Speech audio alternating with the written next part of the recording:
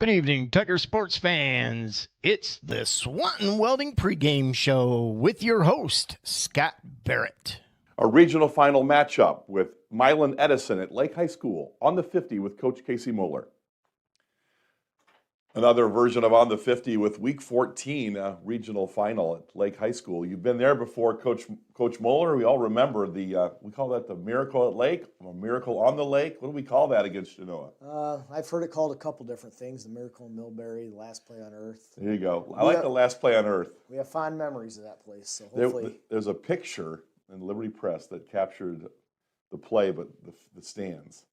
And, you just saw complete elation. That was one of the greatest all-time moments in modern football history for Liberty Center. Yeah, probably my favorite is, and it's hard to see, but if you watch the press box film, you can see Jarrett Crew getting off his scooter, hopping down the sideline as that play's going on. And, he was supposed to not be doing that, but Cam Crew made the throw, his brother, and that was quite a run, given that Jarrett, who was kind of almost an NFL armed type quarterback, gets hurt earlier in the playoffs, and his brother steps in and wins a regional championship. Then we play Orville, is that correct? And we couldn't play one-hand touch with their top running back, talking about Deion Sanders. So Liberty Center knows how to play at Lake, and certainly Casey, you're 13-0. We could sit here and we can brag and talk about it all day long, but you're not interested in that because that's behind you. And Mike Tomlin said this week, when I leave the building, it's focused on next week, and that's kind of what you've done. You've got Milan Edison, who, I don't know, Casey, if we've ever seen a region with so many ranked teams, so many teams that are so good,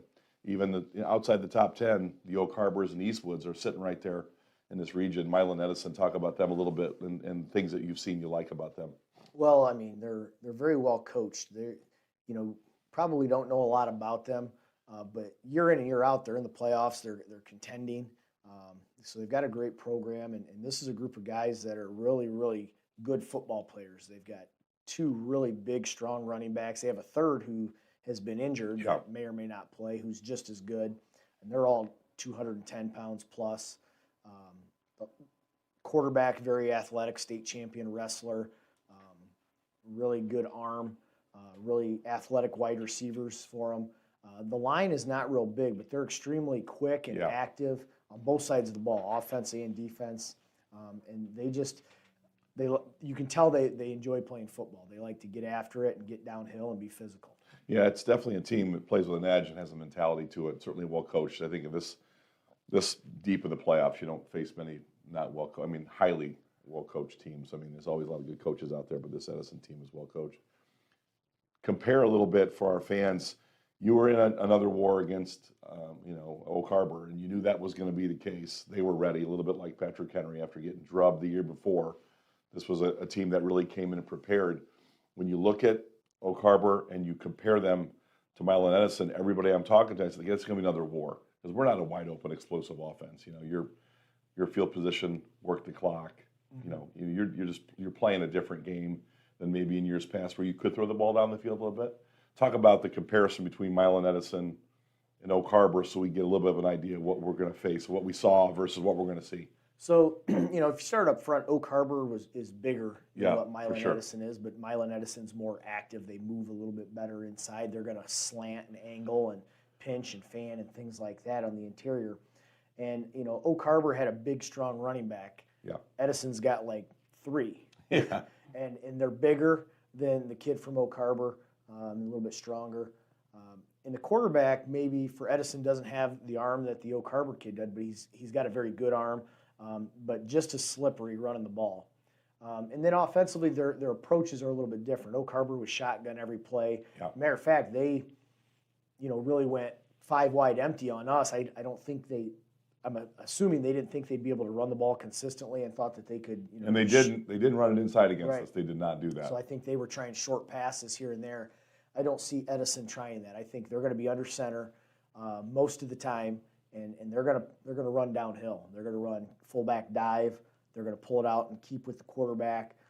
They're going to run powers with the wings coming around in motion.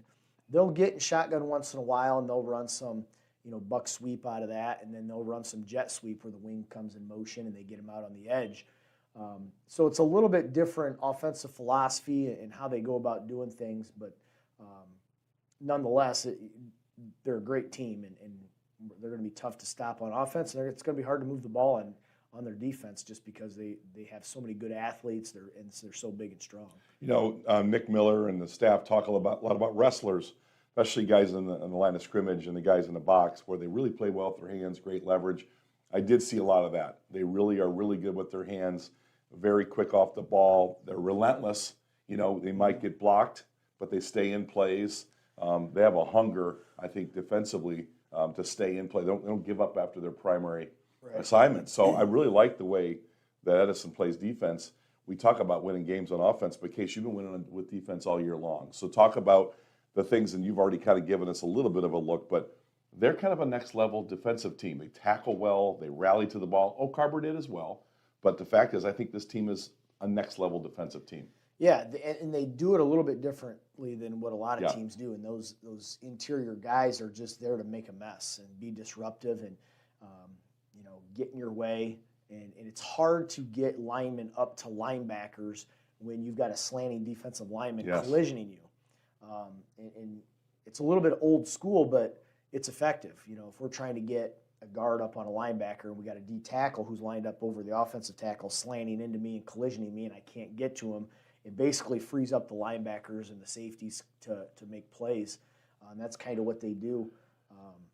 And they've got those guys in the inside linebacker spots that just run to the ball. Yeah. And they don't have to be huge. They don't have to be, Ray Lewis, but they get to the ball and they have bad intentions when they get there.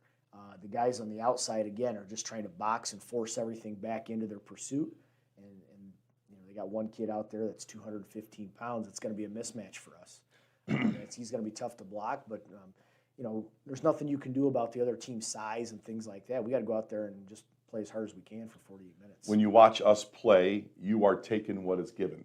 You will take 3, 4, 5 yards on first down. You are a matriculation kind of old school. We keep saying it. This looks a little bit like when you played, a little more like 25, 30 years ago, where we're not afraid to basically just, if you don't turn the rock over, you're not going to be explosive necessarily. You are in the run game, but these better defenses aren't giving those explosive run plays up.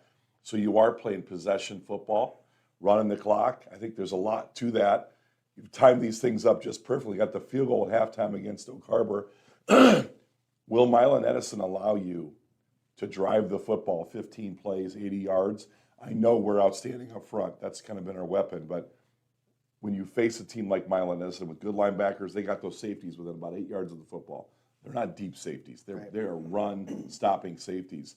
Talk about your philosophy when you look at that 11 guys within 8, 9 yards of the ball, yet you're still getting 3 or 4 yards. You got to be happy with that. Yeah, that's kind of when you get to like week 2 of the playoffs.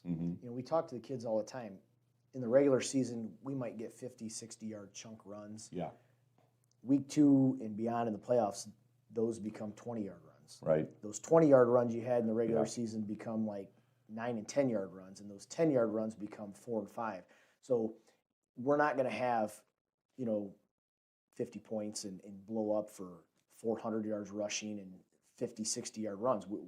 Our guys understand we're going to have to matriculate the ball down the field slowly, stay on schedule, take care of the ball, and just keep the chains moving. And that helps keep the ball out of their hands a little bit. So that's kind of what we're going to have to do.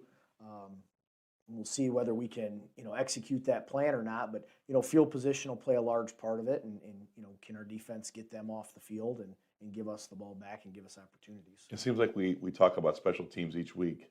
And this was the week that finally, at least the coverage teams, had a little bit of a struggle against Oak Harbor.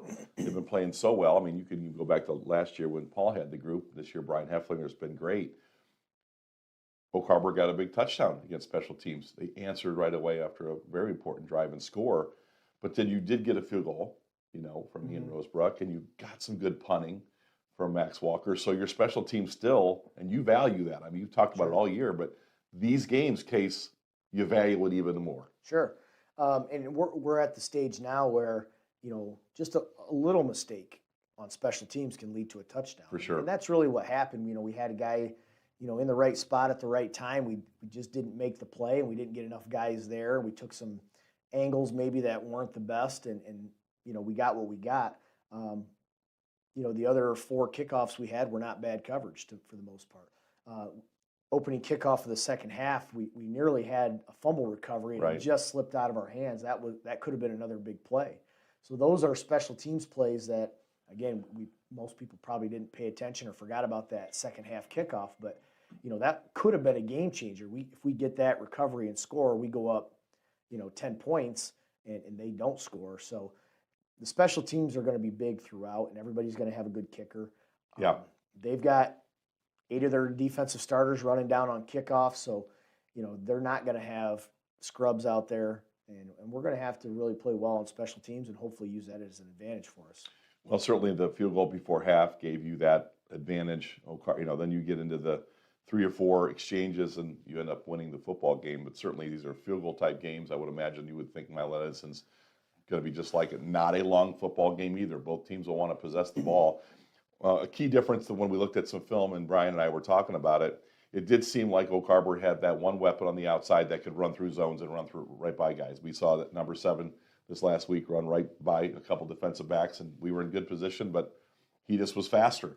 I don't know that Edison has that one guy, but they do seem to run effective routes, and the quarterback can get the ball to them on big plays. Right. The kid from Oak Harbor was a state placer in the 100, 200, yeah. So that's next level speed than what we're used to. Edison probably doesn't have quite that speed, but they're plenty fast enough and athletic enough and good enough ball skills that we're going to have to defend the pass. They don't throw it a lot, but they do throw it efficiently at 60%. They have over 1,000 yards, yeah. And they've got the guys that can catch it. And talk about wanting to stop the run. Can you load up the box? Well, not all the time because they will spread you out a little bit and try to run. And so it's going to be a huge task for us, and we're going to have to play really well and control the line of scrimmage. Well, you have the front 7 to do that, and I know that, again, we go back to your history and your roots is on the defensive side of the ball. You enjoyed being a coordinator. You were a very good one for sure. Matt Bryant came up kind of like a protege. You two together, I know, commiserate with the staff and your position coaches. I think it's an interesting conversation to talk about how do you because you're a Washington Redskins fan, we talk about that. They got a running back that looks like John Riggins, a guy that has just enough speed to run away from you, but it's difficult to get around him and get him to the ball, get him to the ground. Talk about how you coach. I know a lot of bodies, but beyond that, how do you handle running backs of this size that are explosive, that really read the whole? I mean, these are complete running backs, these big guys. How do you coach that? Well, the emphasis is we got to have more than one guy there. Yeah. But you have to wrap up and just sometimes hang on for dear life. You see these guys, guys going up and throwing a shoulder into them isn't going to cut it. Yep. And we've done that a little bit this year. We've gotten away with it when you're playing a 180-pound running back. You can, throw a shoulder in his thigh and get him to the ground, and it's not going to happen this week. So we have to emphasize wrapping up, keeping our face up, eyes up, and getting guys to the ball. That's probably the biggest fear is, we get some one-on-one blocking with 170-pound kids versus 220. That matchup doesn't favor us. So we're going to have to really play as a team and not give them much space. So we gotta close a lot of windows on defense. And getting helmets to the football against a guy like that, I mean, you're going to see a running back like we have not seen all year that's physical, fast, cuts well. I mean, they've got guys that can really run it. They're going to run a 3-4, but you're probably going to see something different. They 3 guys with their hand in the ground with a stand-up defensive end, outside linebacker against strength, something kind of basic. Do you sense that they will add guys to the ground, a little bit like Oak Harbor did? They got into some kind of a 5-man, sometimes an old 6-man. Will you see some of that? We typically expect to see 8-man box. They haven't done a ton of it on film. They did it a little bit here, right. So it can be hard to prepare for to kind of figure out exactly what they'll do. But I would expect them to put another guy down in there somehow. They'll roll safeties up and play a cover 3 behind it. Where they're going to roll the safety up, it could be the field, it could be the wing side, could be the tight end. It just depends. So those are things you got to kind of figure out mid-game, and that's kind of where the chess match comes in with the coaches. What are they doing? Where are they rolling this guy down? Is he in the box? Is he out of the box? Are they going to spill kick-out blocks? Are they going to box the kick-outs and funnel it in? So those are all things we got to kind of figure out and hopefully figure out early on. You guys do an amazing job coming out of halftime there's lots of patience with your staff. There's not a lot of overreaction. You know, you almost use that first half to set up your second half. I know you're coaching that first half, but sometimes you script plays to see what the defense likes to do. That's a very high IQ way to look at how to come back the second half. But talk about no one sees your halftime. You know, you hear about it, get a drink, come to the board, let's get ready to play. I mean, it's not the old locker room that maybe Rex had sometimes when you've got, you know, it's an emotional locker room. Yours kind of the antithesis of that. And talk about a more analytical style, because your first drives and how you respond to halftime have been fantastic. Well, probably the first 5 to 10 minutes, you know, the coaches are meeting and saying, all right, here's what's happening. How do we need to adjust, if anything? And then we got to communicate that to the players for another 5 minutes or so. And by that time, they've kind of settled in, gotten a drink, relaxed a little bit, and then, you know, it's time to go back out. So depending on the game, 20 minutes can drag on when you've got a big lead and it's like, all right, we don't have any adjustments. And then there's some games where 20 minutes comes pretty quick and you got to get back out there. So you got to kind of work quickly, know what's going on, what your adjustments are, what you want to do. So you got to kind of have, you know, answers even before you get in there. You know, if a team's doing this, here's what we probably want to go to. So you got to figure those things out, and then, you know, just go out there and make sure the kids know. You know, it doesn't matter if the coaches know what to do. It's whether the kids know what they're doing, and that's probably the biggest thing, is getting that communication piece to them and making sure they understand.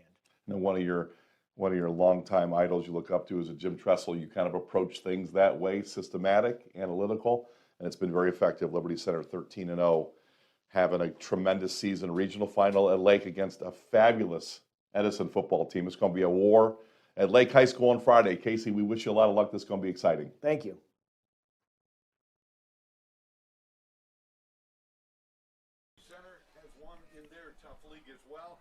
Well, good evening, Tiger sports fans. Here on Tiger Sports Live tonight, it's the regional finals from Lake Community Stadium. It's the Milan Edison Chargers taking on our Liberty Center Tigers. I'm your host, Mark the Cap de Bly. On the call tonight is Spike, Scott, and Jigs. Guys, it's they're outside, so they're probably going to talk fast tonight. And it's going to be a heated game, though, guys. Well, I'm really glad, first of all, Captain, that you guys have a nice cushy spot in there with WNDH and all of our student broadcasters. I'm coming out with you. You got Boom Boom up there with his buffet, and you got Brady with 2 plates of food. I'm really happy for you guys. But, guys, going to be a great ball game tonight, regional final here at Lake High School. And Spike and Brian, 2 undefeated teams, 2 13-0 teams. AP, Liberty finished 3rd, Edison 4th. The Region 18 computer standings, this is a 1-2 matchup. Edison had the 1 spot in computer points. I mean, this thing, even Steven statistically, but what more important for Liberty Center and the Tigers in another regional final looking for their 3rd straight championship. Spike, you've seen this team really grow, and when you get to championship weekend, and this is what this first one is, a regional, you can't do anything else unless you get a regional championship. You don't talk about state finals and semi. You got to get this one tonight. Talk about the evolution of this football team, what you've seen the last several months. Well, you know, everything was a question mark after last year. Yeah, we knew we were going to have a talented team, but talented teams go 7-3 and 8-2. Right. You know, and so there were a lot of questions. You had the offensive line that had to rebuild, for example, and what a job. You've got Kellen. Weimer, yes, sir. Excuse me, Weimer. Yes, a sophomore. And he was just kind of a kid sitting back there with a runny nose, you know, and game by game he progressed. We could go down through every guy on the offensive line, and they've gotten so much better, so much improvement. And you know, the offensive line is where it starts. Our running backs we knew would be good, but they've been outstanding. Gary Cruz, just a sophomore, steps up, and he's been an all-purpose back, catches the ball out of the backfield well. He's our leading receiver, by the way. But game by game, we started out, you know, a little off, a little slow, as teams do. We had a tight first half with Napoleon. And you know, second half, things started to gel. And then in the third game, it got better. We took care of Archibald big time. And all through the year, there was those small improvements. And all of a sudden, how good are we? How good are we? That was the question everybody asked all year long. And so now we are finding out just how good a team this is.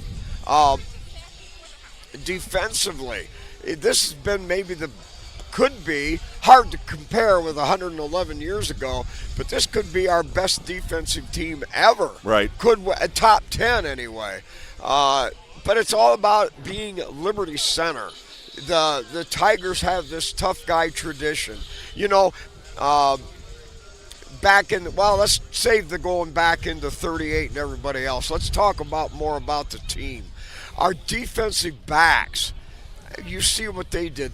We knew they were good, but they got better. We lost Cruz as our safety, and Moeller stepped up, has done a great job of quarterbacking back there. And that has grown as the season's gone on. It's just been a continually building up to a crescendo. Spike has seen a lot of Liberty Center football, and he's seen a lot from this team this year. And we've talked about, we've compared and contrasted enough early in the season about what we had and didn't have. And Casey kind of built the entire foundation on the team that didn't have, the team without the stars, the Bachelmans, the Navars, the triplets, all that. They were great players and had a wonderful year. This team's completely different. Yeah. Some of the observations broadly, Brian, that you've seen, this is a 13-0 team. This is ready to go regional final, but a totally different look than we saw last year. Yeah, well, we talk about the depth almost every single week, and we rely on it every single week. You're seeing players that aren't having to go both ways on this team because of that depth. You got Max Walker, doesn't always have to play defense. You can save him for a guard. Yes. Tyler Lay can focus on guard, doesn't have to play defense. Hunter Spangler, more defense, less offense. So I think the depth of this team, you're starting to see some health coming because you're able to rest some players, you're able to spot some players because there is no fall off. When these other players are coming in, the line, just continues to be drawn, and this is the expectation. And the players that are coming in continue that expectation. So I think depth is probably the biggest thing that sticks out on this team. And then we talked about it some last week, the senior class. The senior class is the winningest class in Liberty Center history. They've won a lot of games. They've been in a lot of battles. They've been to the state championship last year. Winners. So they are used to this. This is what they're used to. They're used to these big games, getting up for these big games, and they've been doing that. Spike, we talk about it all the time. We talk about Casey, his tremendous staff, the program, the culture. It's corporate football. It's all business. Casey doesn't get too wildly emotional. He approaches every game like a business meeting. He breaks down opposing teams with his staff on Sunday. He disseminates the information to the team and installs the offense and defense on Monday. They have 2 good practices, a walkthrough on Thursday. It's just the routines, the culture. Talk about what Casey and Nick Miller and Matt Bryan and this great staff have been able to instill week in and week out. Business meeting, corporate football, always prepared, every I dotted, every T crossed. Well, you just said it. These guys don't miss a thing. They don't miss a detail. I mean, they talk about their diet. They talk about personal hygiene. They talk about being a good, productive member of the community, of the school community. And that people are going to watch you. They're going to notice what you do and how you act and what you say. Both good and bad. They're watching. They're watching. Oh, yeah. And this has been – it's a way of life almost. And, and I don't want that to sound like any air of superiority, but these guys teach life lessons. Coach Ryan Miller, for example, has a great in classroom type of thing. And leadership, yep. Yeah, leadership, and it's just amazing. And the coaching details, the things that they teach are above and beyond my mentality. Watching for indicators off the offensive tackles. they'll give away what they want to do, where they want to go by little subtle movements and twists. Nick teaches all this stuff. The defensive backs are taught so well about how to play defense when you're running on a home run ball down the field. You're running side by side. How to swing your arms, how to move your hips, how to stay out of a pass the interference. technical pieces. The Yes. technical pieces. Oh, Right down to the nitty gritty. yeah, and that's only the technical end of it. When you get into the mentality on the field and understanding that we are going to win out, we are going to impose our will on the other team. We are going to hit harder. We are going to carry the play to the end of the play. Brian, let's talk a little bit about we talk about position groups and units and players and last year and this year, but we talked about it a little bit in the podcast this week about this coaching staff. And you played at the college level. I played a little bit at the college level. The importance of those position coaches in preparing these teams, Liberty Center, against these teams that you don't see every year. You know, when you're in a league or you have that rhythm schedule, you see Napoleon every year. You see Archibald every year. You know, they're not going to change a whole lot. But when you start seeing the unknown, the Oak Harbors, the Liberty Bettons, the Uticas, now tonight, the Milan Edisons, you don't get a lot of exposure to them. You get a couple days to install a game plan, and then you've got to make adjustments on the fly. Talk about the importance of this coaching staff and when you're playing the unknown, and playing an unknown as good as Milan Edison. Yeah, well, a lot of times when you, even at high school and even at the college level, you'll get a head coach, OC, DC, that may not have as much time to spend with an individual, a group. They're going around practice. They're checking in on multiple groups. So the positional coach at the high school and college level is so important. And a lot of times that's what your players look to. That's who they're coming off on the sidelines. It's position coach. They're watching them play. They're giving them direction on, hey, you missed this, or you need to do this, or this is what we talked about. The position coaches are so important, and look what we've seen. We saw Eric Weimer. We saw Brian Heffler, Nick Miller, Ryan Miller. I mean, these guys are just in there. They're in there. They're coaching.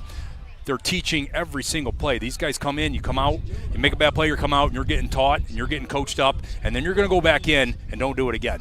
So that's been really impressive to watch, and it's so important for a player to relate to a position coach, because that's who they're in practice with. That's who they're grinding with every single day. You know, Spike, there's not been many weaknesses on this team this year. It's been a pretty tight, disciplined group. You don't get to 13-0 and outscore opponents 44-3, having the best scoring defense in Division 5 and the number 2 best scoring defense in the entire state of Ohio. It's 701 teams.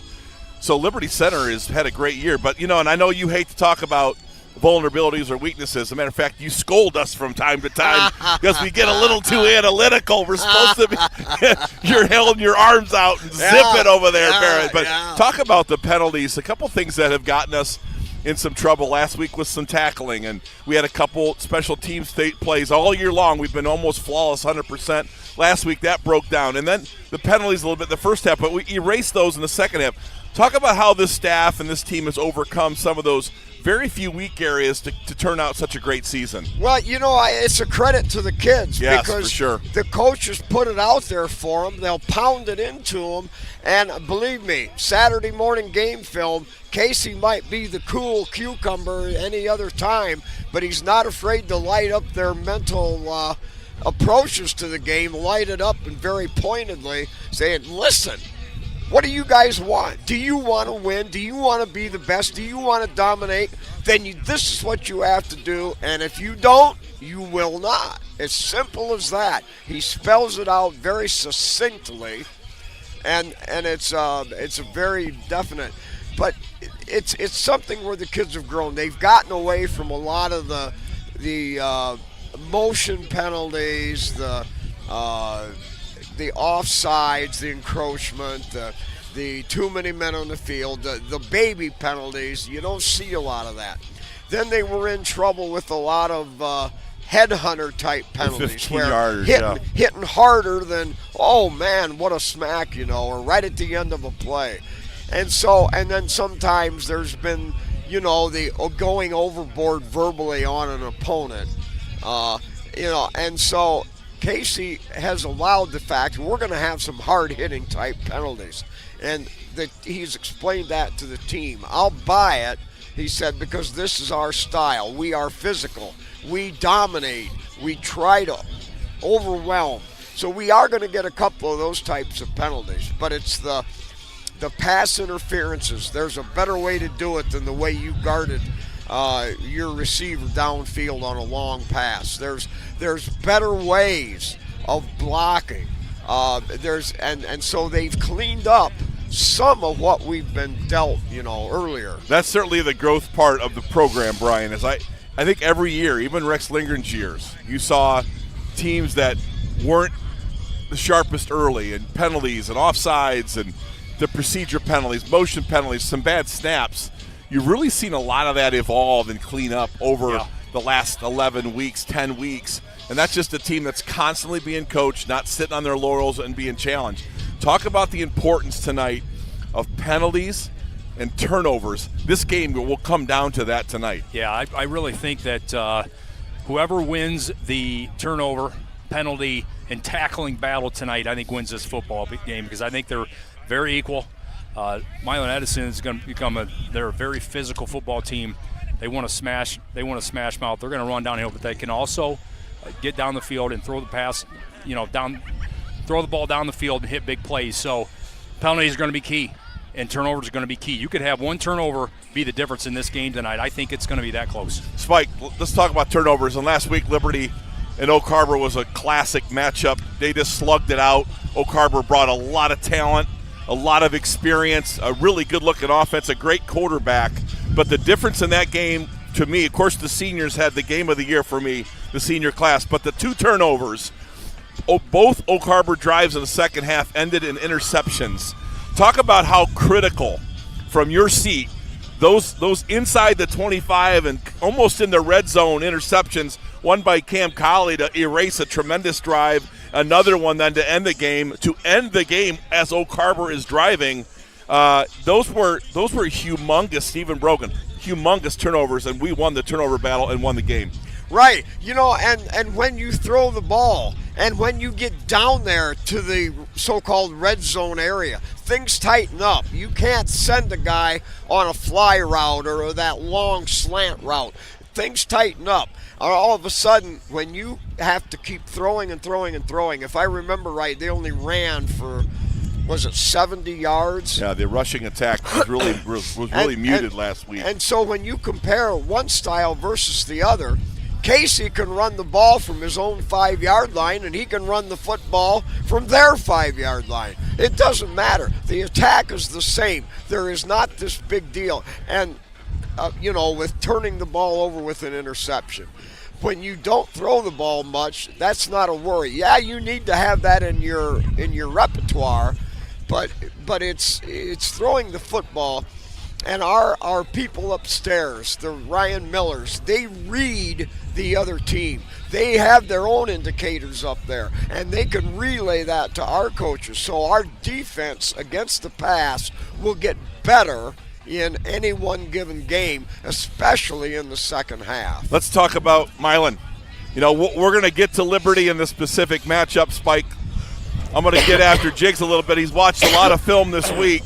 This Milan Edison team, Jiggo, the 13-0, the number 1 in Region 18, number 4 in the final AP poll, right behind Liberty Center. Their strength of schedule in Division 5 is number 31, which I think is significantly better than ours at 57. That's 107 Division 5 football teams at number 31. They play in a mega conference, the Sandusky Bay Conference. They've won back-to-back conference championships. It's a 22-team conference with 3 divisions, a big school, medium-sized school, and a small division. They play crossover games, and that one crossover game you've put a lot of time in was a big game against the number 2 team in Division 4, Sandusky Perkins, who turned Napoleon inside out. Good football team, and that was a 15-14 war. And Milan Edison, talk about what you saw specifically in that game, because I think you're going to see maybe something like that in this game. Yeah, they were very tough on defense in that game. Yes. Sandusky Perkins, they had a big offensive line, yes, big running back, and they did have some success running the football. But they went to go pass, and Milan Edison's pass defense was fantastic. With big in that offensive game. line sounds like Liberty Center. Yep. Big running back sounds like Liberty Center. Yeah, that's right. And they did have some success, but it wasn't just march all the way down the field.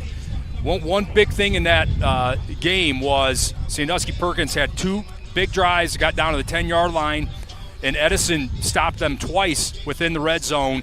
No points, turned it back twice, and that was big. It just shows you, I think this Edison team, they may bend a little bit, but when they get down in the red zone, they tighten up a little bit more. Their defensive line, linebackers, front 7, very active, and they are athletic in the back end. So, and then offensively, they have the ability to double tight you. They run a quarterback option type where he'll ride that running back down, and then he slips out of the end. You can't really see him because he's so small, and he kind of gets in behind the line. That can create a lot of problems. And then he can create similar to Milan last week, where you get out of the pocket. He can throw it, he can run it. He is creative, and he's a tough kid. Jim Hall, this is his 24th season at Milan Edison. He has 160 and 100 with back-to-back Sandusky Bay, conference championships. They're 13-0. I think last year they ended up 13-1 or 11-2, maybe a really good season. They got beat by Coldwater last year in the regional semifinal. This team likes to rush the football. Yep. 3,796 yards on the ground, 500 out of 528 attempts. That's 7 yards per carry. They are very productive on the ground, and we looked at a lot of film this week and we talked about it. They've got 4 guys that have a little bit like Liberty Center that can really rush the football. Their fullback, number 17, Cy Finnan. He's a Northwest District Defensive Player of the Year, but he is a primary running back. 5'11", 215 pounds, tough and rugged, and likes to run inside. Number 25, Bryson Whitmer, 6 foot, 225 pounds, a little faster, just as tough and rugged. And their quarterback, Alex Hermes, first-year starter, he's a senior. We watched him in the pregame. Throws a really good football. But he threw for 1,204 yards, 11 touchdowns. And, oh, by the way, he ran for another 740, and he's got 10 touchdowns. Yeah. This offense is dynamic in the running game, and they really get after it at the line of scrimmage. And they do a great job where we talked about Alex Hermes, their quarterback, really handles the ball well. Fakes it very well, keeps it very well, boots it very well. You were that kind of quarterback. You were great on the keep and just outstanding ball handling. Talk about Hermes in this offense. He kind of makes it go. A lot like last week with Milan, Hermes is a guy that makes it, and we haven't talked about how good he throws it. Right.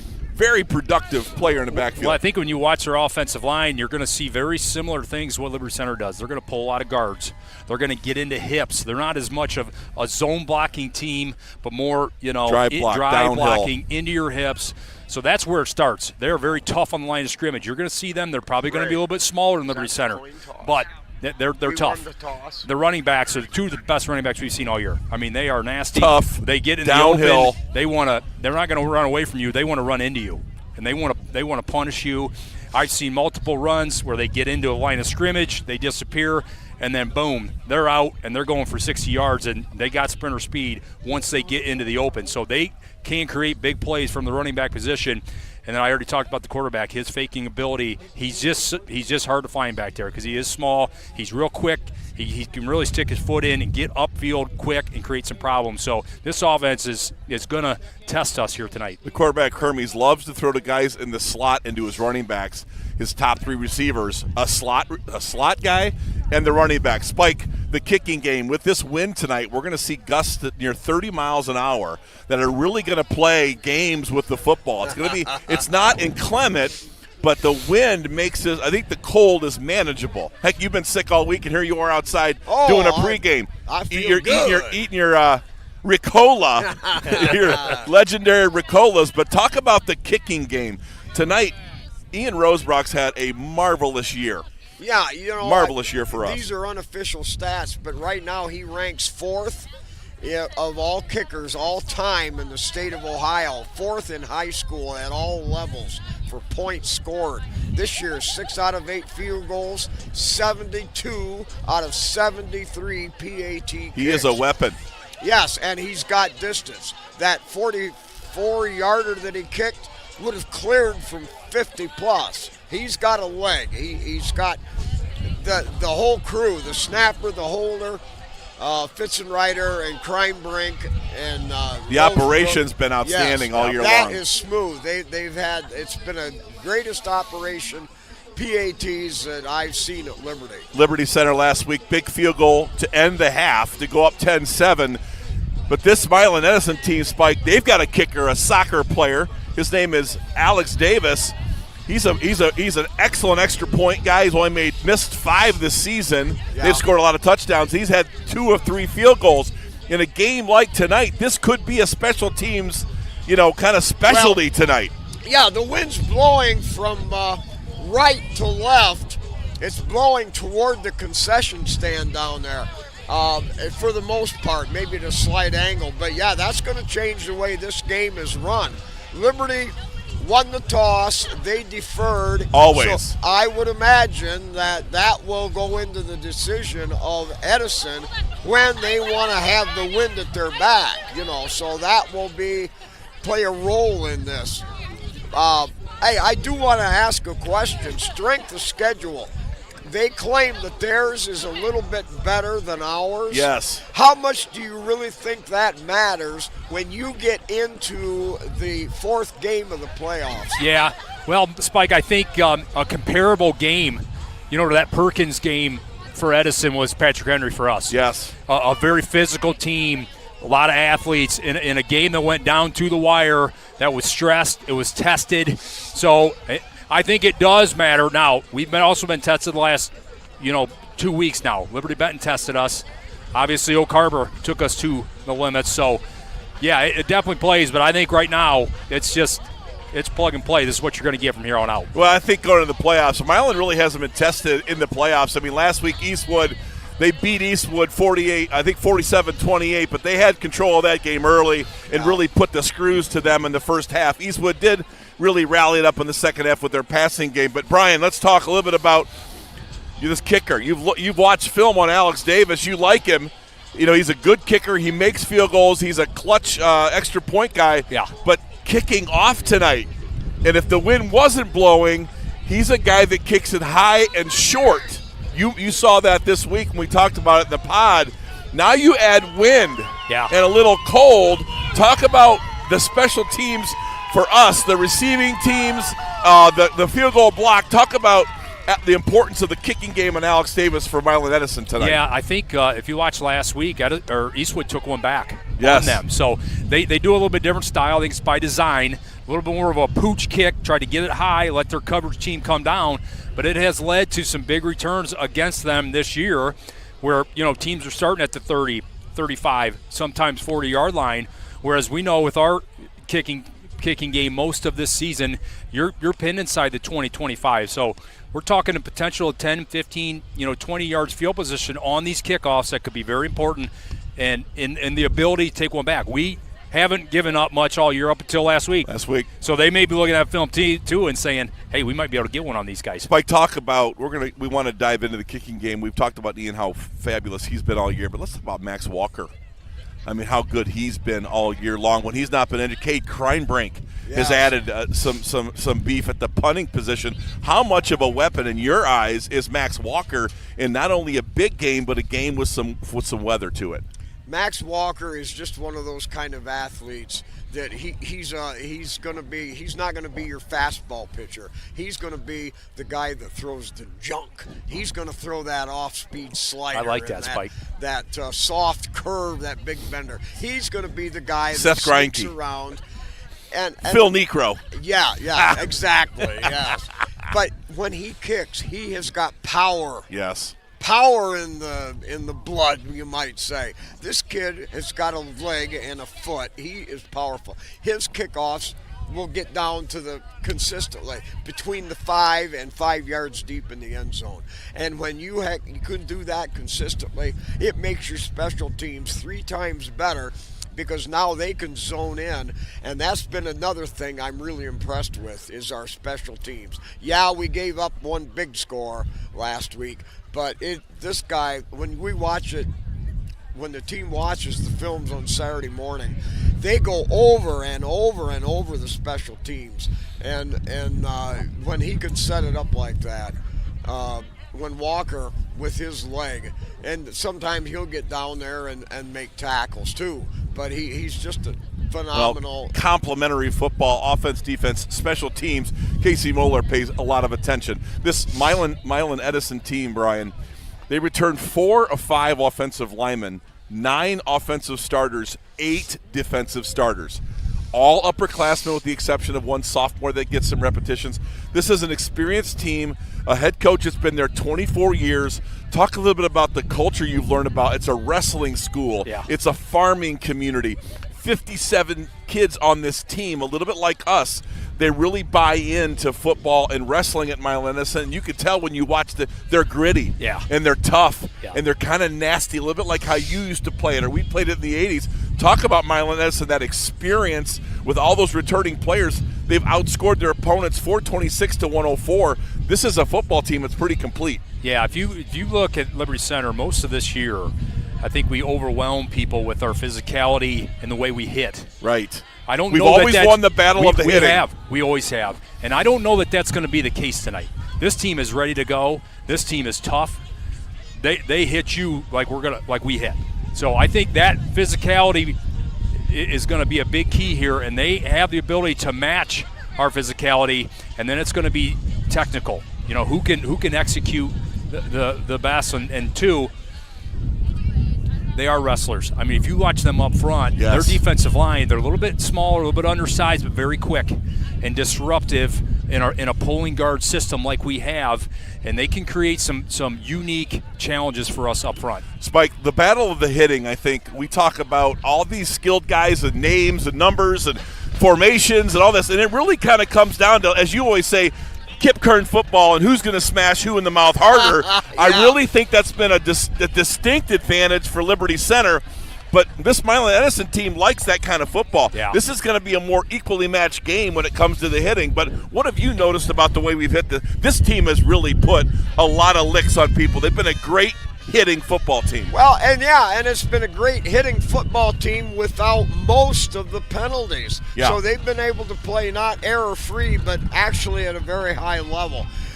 The mentality that goes into hitting hard and being rugged and resilient, I think that's where Liberty Center, at least, if there is an edge Liberty has, it may be there. This guy may have been there a long time, but the tradition at Liberty Center has been there 111 years. Brian, let's talk defensively quickly as we get closer to kickoff. This Milan Edison team runs a 3-4, a base 3-4. That means 3 guys down, covering a center, covering the tackles, 4 linebackers, which I think is their strength. Yeah. You know, their running backs flip to play linebacker. They got a great linebacker room. They play 4, 2 outside backers and 2 inside. They've only given up 100 for a point. So the teams are scoring about 8 points a game against them. So as good as their offense has been, and that's been the headline for them, they're a great defensive team. Yeah. They've got a great defensive lineman, number 60, Zach Rang, 5'8", 160. He's that wrestler type. He's a wrestler, and he is a menace. Casey talks about him. You can't get on him. Yeah. And he wins the block out of speed and toughness. And as a quarterback, when you've got a defensive line that's going to move all over the place, we talked about this in the pod, that great linebacker core, if those defensive linemen can create chaos in that first level, what does that mean for Liberty's running game tonight? Yeah, well, it's going to be a challenge. And they're going to move around a lot, too, pre-snap. So, you know, as a quarterback, you come to the line, you got a play called in the one hole, and then all of a sudden the guy goes head up into the one hole, you know, right before the snap. That creates a lot of problems. So I think it's going to be a feeling out process to start this thing out. Let's see if they're moving around. Or is there a tendency that we can gather from upstairs in the booth that gets radioed down and saying, okay, on this down and distance, I think they're doing this, or in this formation, they're going this way. So there's definitely going to be some gamesmanship from up in the box, kind of seeing what they're going to be doing to our run formations tonight. I think that's going to be a key. Casey likes to script plays early, you know, and tonight a little special sauce. Hunter Spangler will wear number 42 tonight. And that means he's going to play on the line. I don't know that he's there to catch passes, Spike Whitman, but just imagine if you're an outside linebacker and you got Goose Giesge, Xander Zeider At and tight end. Hunter Spangler. That is 800 Hunter on pounds of man right there, Spike. What's your sense of what Liberty's going to want to do tonight? Well, it's going to be in-your-face football. They're going to come right at them. You mean we're not going to run the spread tonight? We're not running the spread tonight? No. This is going to be a game. This is going to be a game like they played in 1938. There you go. There you go. Jim Bowers. Yes. If there was ever a night for Kip Kern football, tonight is it. This is going to be the all-time classic game matchup here in this regional finals. As we play the alma mater before the national anthem, Brian, let's talk a little bit about Liberty Center. 13-0. 13-0. Number 3 in the AP. Number 2 in Region 18. The strength of schedule is number 57 out of 107. That's been a little bit of a disappointment this year with the NWOL that has not produced the games we had hoped. Liberty has run for 4,073 yards. That's a lot of yards per game rushing. Liberty Center averaging 9 yards per carry from scrimmage. Liberty's defense, they get 69 yards in a game on average. So defensively, they've been locked down. Liberty's offense passing, we've thrown for 922 yards and 9 touchdowns between Grady Miller and Caden Kreinbrink. The Northwest District Co-Lineman of the Year, Xander Zeider, will play a big role tonight. Liberty Center, what is the look on offense tonight? Yeah, I think it's. I think we're going to take a. I think it's going to be power run. Yeah. Double tight to Is that say, why Hunter Spangler's wearing number 42 that might tonight? Be. Let's load up. You're going to put that guy at a wing coming downhill? Yeah, I'll go ahead. Let's go ahead and take that. Wind's going to be a factor. We talked about it a little bit. You got 20, 30-mile-hour winds out here. The passing game's going to be a challenge.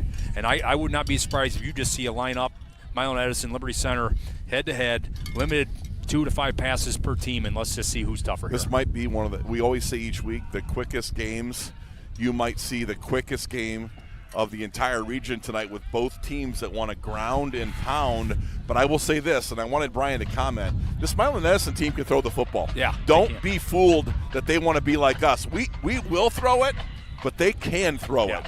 And I think that's the difference between the two teams. Yeah, Hermes, the quarterback, he really could. He can throw a deep ball. He can Is throw it Hermes or Hermes? It's Hermes. I just got an Hermes. update from the captain Good. there. He can throw a deep ball. He can throw a 45, 50 in there. I've seen it. He can scramble around, create some problems. And also within the offense, he is very good. He can tuck it in, or he can, stick it in there, pull it out, and hit a good. So this is a very, very good passing game that we're going to have to be aware of tonight. Tell you what, this Milan Edison band here, as we're like getting that. ready to get the national anthem, very High-stepping. active, high-stepping, very energetic band here, Spike. Let me break Impressive. down those numbers a little bit. I looked up their five top running backs and our top 5. Uh-huh. We average 10 yards a carry with our top 5 backs. Their top 5 backs, including the quarterback, and as well we do, they are averaging 6.5. That's 10 to 6.5 yards per carry amongst the leaders. Passing, they average every 10 passes they throw, they complete 6. Every 10 passes we throw, we complete 5.5. But one thing I saw this week, Liberty Center every week practices the 4-minute offense, the 2-minute offense, and Kreinbrink was hot. Even when it was cold and windy last night, he was spot on. He moved the ball right down the field. His passing ability was sharp. We were catching the football. Don't worry, fans. If it comes down to we need to go to the air, we can do it. Well, last week you saw some big completions. Yeah. We talked about the completion to Garber last week. What a route he ran. Yeah. We needed to hit the sticks. He goes beyond the sticks and comes back to the sticks to complete that first down conversion, which was huge. Our guys can throw it. Yes. We don't necessarily enjoy throwing the football, but I think we can. And I think that's going to be a big part of tonight's game. Where do you think the quarterback play needs to be for Liberty Center tonight? The short passing game, I think, is going to be key. Yes. Within the 10 yards, you get a power pass where you get a back out. You get a little tight end pop pass. Just something short, maybe a little out route like we saw last week to Blake Garber. That's going to be a key. We need about 5 or 6 of them tonight, kind of loosen up this defense and just show that, hey, just in case, and we're going to keep you honest, we can do it, so don't load the box. We've talked a lot about their running backs, and Spike eloquently talked about our running backs, but Waylon Rentz tonight, he's going to be a key player tonight. We're running in between the tackles, a guy that can really play linebacker tonight. He's probably our best two-way player, even though we would argue that Tyler Lay is having a lot of success. But Waylon Rentz tonight, a lot on his shoulders, I would say. Yeah, no doubt. I mean, he's going to be in action. Let's just put it that way. There's going to be a lot of carries, and he's going to be in a lot of tackles. This is going to be a in-your-face type of game, and you better be ready to bring it tonight. With Waylon, you've also got, Thomas Moeller has had some good games, and last week you had 3 running backs last week really contribute to that victory and the win at the line of scrimmage. Thomas had a really good game, and then, of course, Garrison Cruz, who you talk about a lot, not only being a great run threat, but he's probably our best pass catcher over the middle of the field with the speed he has. So those 3 backs in our backfield have been outstanding all year long and have contributed in every one of these games. Oh, yeah, the passing attack has been as far as catches, it's about even between the wideouts and the running backs. They run that well. They run a lot of drags, and they've even got a few wrinkles ready for tonight that I hadn't seen before this week in practice. They're going to show them some new things. I mean, we'll see some new things, I'm sure, but so will Edison. In Casey, they've got a few tricks up their sleeve. Well, Milan Edison, the hometown, Edison, Ohio, of Thomas Edison, yes, the inventor of electricity. Okay, let's finish up our pregame here, the Swanton Welding pregame. Let's talk one thing. What is the most important key for Liberty Center tonight to get a victory? Don't turn the ball over.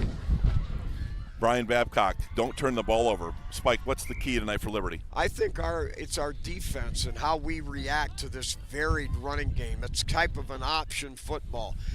Casey made the comment. He said every time that you can legally hit that quarterback, you smack his hiney. Yeah. Every play. I really think tonight, I think special teams, because of the wind, the punting, the kickoffs, I think you're going to see special teams play the biggest role. Field positions will be key. Liberty Center tonight as we get ready for the national anthem. And that was your Swanton Welding pregame for the regional final here at Lake High School. The field. All right, guys, we're going to take a break here from Lake Community Stadium for the national anthem, and we'll be back right after this.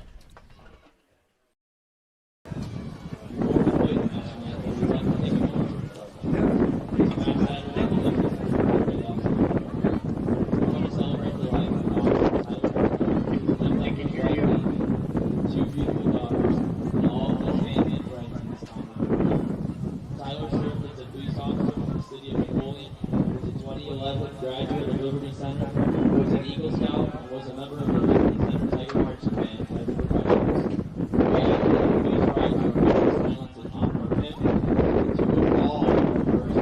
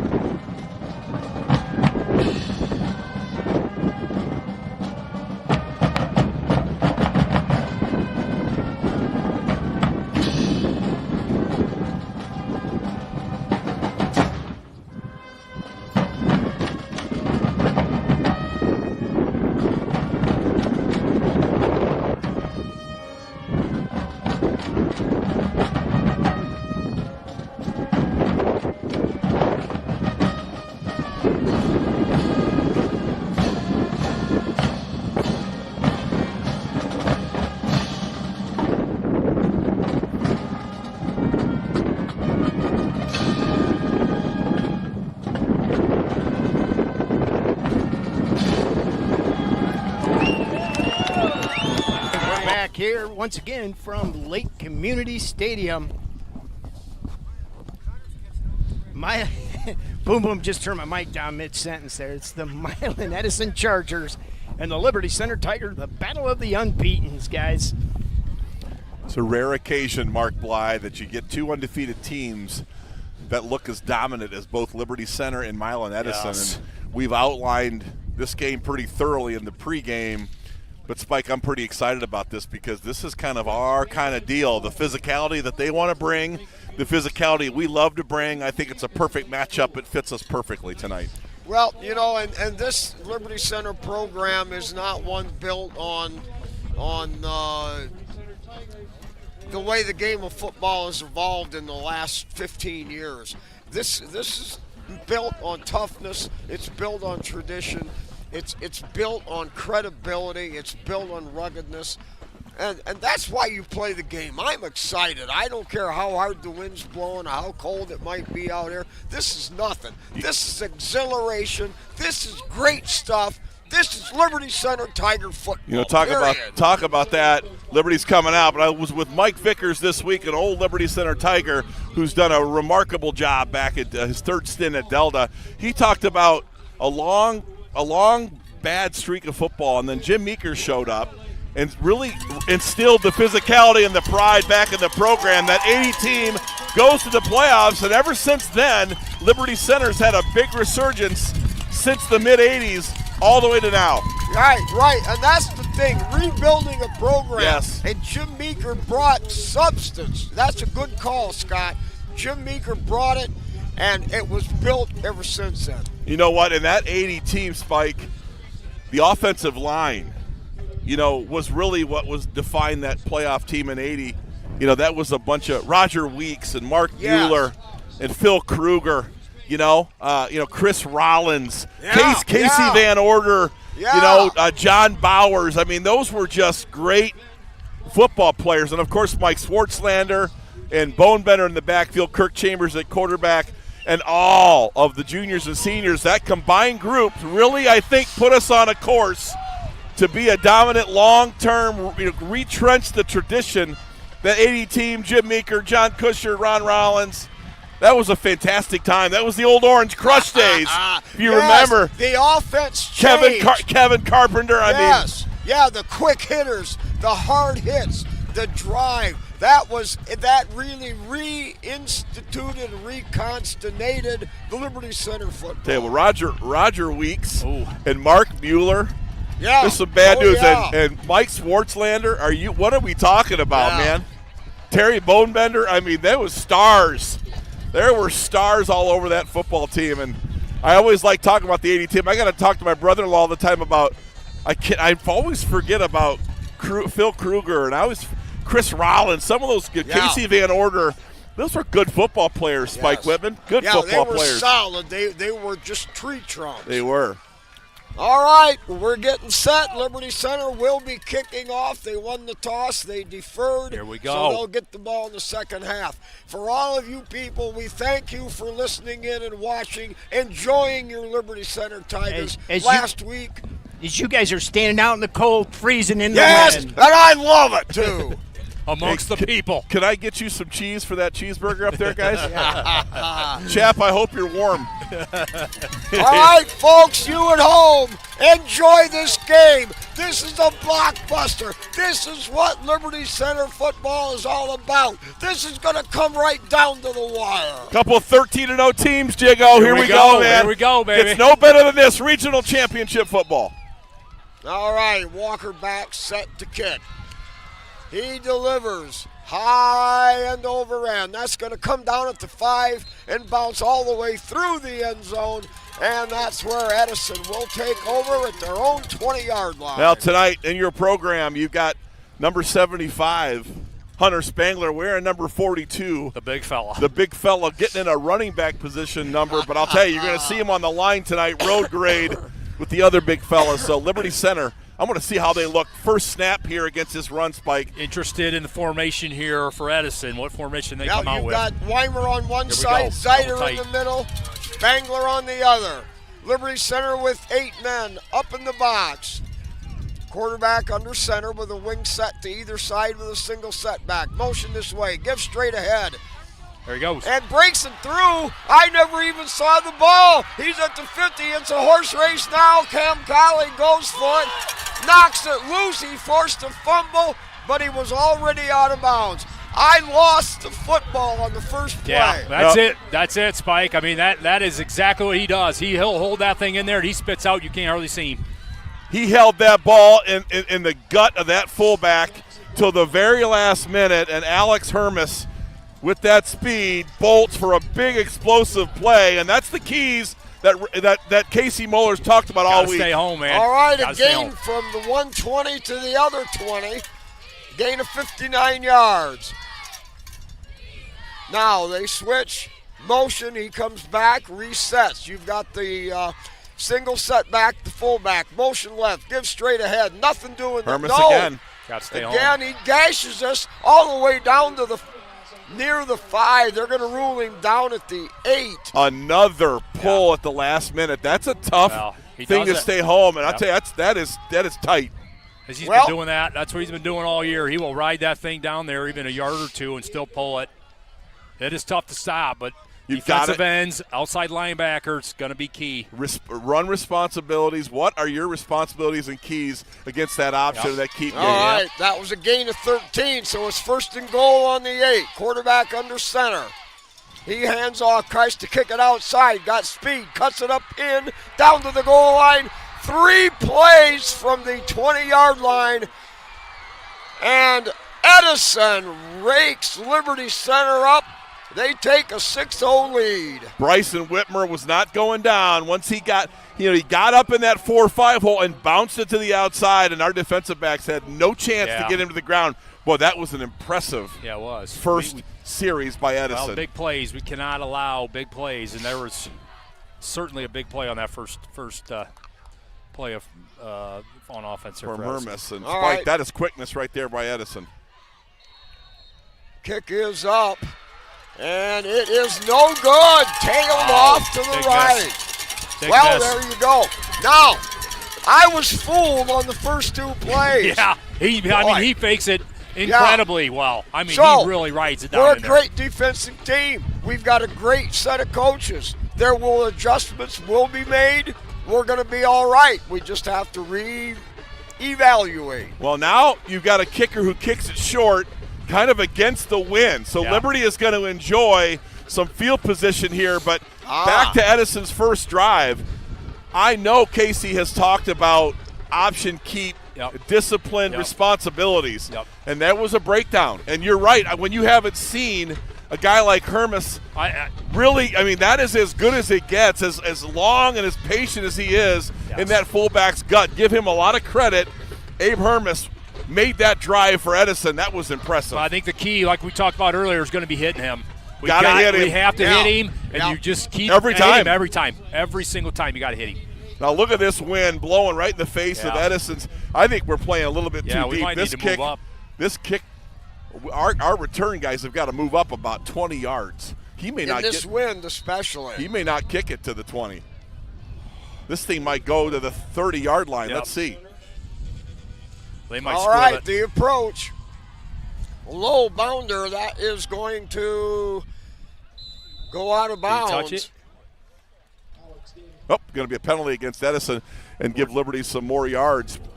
So looks like Spike, their kicking philosophy against the wind will be to squib it. We'll take the extra yardage. Great field position here. Great starting field position. Let's see if Liberty Center can establish this line of scrimmage early. All right, so now with 10:40 left here in the first quarter, the Tigers come out after being blitzed. They'll have 1st and 10 at their own 35. You've got Garber spread out wide over here. Tigers in a double wing set. Here's motion. They're going to give it off the right side. A little bit of running room, and he'll get up to about the 39-yard line, 4 yards on the play. Tackle by Bryson Whitmer, and You're gonna see him a lot. he's as good of a linebacker as a running back. Plays downhill, as we've talked about, nasty tackler, and will be physical in the hole. He will meet you and greet you there in the hole as he did there. All right. Grady Miller, the quarterback. Now Garber spread out wide to the far side. Cam Colley spread out over here. You got Miller back in the gun on 2nd down and 6. Colley back in motion toward the ball. A little power coming this way. Kick it outside. Yeah, baby. He's in the open at the 50. It's a horse race now down the sideline. The 20, the 10. Adios, amigos. And into the end zone. It took Edison 3 plays to score. We did it in 2. Off tackle, number 19. We talked about him all year long. Waylon Rentz has had a massive year for Liberty Center, and that was physical. I'll tell you what, point of attack blocking, Liberty dominant That was a big at hole. level 1. Big hole. Outstanding job by the offensive line, and Liberty strikes back. Big-time run by our first-team All-League and All-District running back, Waylon Rentz. Impressive blocking on the left side there. Wow. All right, high snap, good hold, kick is on We the could be way. in for a shootout here. Good! What are we doing? And Liberty Center takes the lead. Fitz and Ryder, 2 crime break. Rosebrook finished it off, 7-6 Liberty Center. I have never seen 2 touchdowns in 5 offensive plays. You know, it's Wow. funny. Everybody was asking me this week about what do I think, because last week I kind of got it right. Man, we got 2 touchdowns, and we haven't even gotten three minutes into the game. Wow. No, the linemen aren't even warmed up No, yet. explosive plays all over the place, Brian. And you talked about the winner really can't give up big plays. Well, erase that. 2 Yeah, right. big-time drives by 2 great offensive teams. What an answer by Liberty Center to come back. Obviously, we're not accustomed to giving up big running plays. We did that first drive, and, man, what an answer to come back. Well, I'll tell you what, Casey tried to get our team's attention Thursday night. He was very verbal and challenged them to raise the level of intensity. Now Liberty Center's players know, they understand what they've got to do. Well, let's see if we can control Abe Hermes, because, man, oh, he's man, he slipping, was man. impressive in that first drive. So You can't find him. He's hard to find. he's a little shorter than even the 5'8" Yeah. listed. I mean, Yeah. he's a smaller guy, but impressive running style. Okay, Walker now. He brings it high kick, coming down and hits at the 5-yard line. Grab, tries to find there, gets outside on his Oh, feet, yeah. and he's smothered inside the 20-yard line. Once again, the kickoff team did their job. Yeah, Caden Sonnenberg, great job, wrap up. I mean, Caden got to him second, but it got him to the ground. That's how they You roar, talked too. about the importance of tackling on special teams. Caden Sonnenberg closed him Got to out right rally. there. When you get a big back like that, you got to rally. It's going to take multiple guys getting down on the ground. Well, We'll see how we answer here. They'll have the ball on the 20-yard line to start it. That's where they were before. All right, they send a wide out to the far side. Quarterback out of the gun, motion that way. He'll hand off, and a power play, and stopped at the 20-yard line. No gain on the play. Blake Garber made that play he did. coming down, right there from that slot corner position, that sniper, and then number 19 inside out, Waylon Rentz, technically doing his job as an inside linebacker. Good tackling Yes, by it our was. snipers. That was great job by Blake to stay outside, get into the legs. You want to get into the legs when you got big backs like this. That's going to be key. All right, that brings up 2nd down and 10 from their own 20. Now a wide out over here to the wide side of the field, the Tiger side. Now they motion over into a double wing set. Motion back this way, give straight up the middle, and nothing doing, maybe a yard. The Liberty Center Tiger defense now stuffs the run. We'll have to watch the option, obviously. Well, great job. And the part of the option discipline on defense is stop the fullback. That's right. And Liberty has done that in 2 consecutive Zander. plays. Zane Zeider, co-defensive lineman of the year. You saw it there, controlled the center. That might be a weak area. That would Yep. be Xander. I'm sorry, I said Zane, didn't I? He's here, so I'll tell you, he is take here. credit for Xander it. Zeider, defensive lineman of the year in our district. Great job inside by Xander. All right, out of the gun, drops back to throw, lost up the high home run ball. And Wow. caught. What a catch. What a play. Somehow they made a big play. Miller was all over him.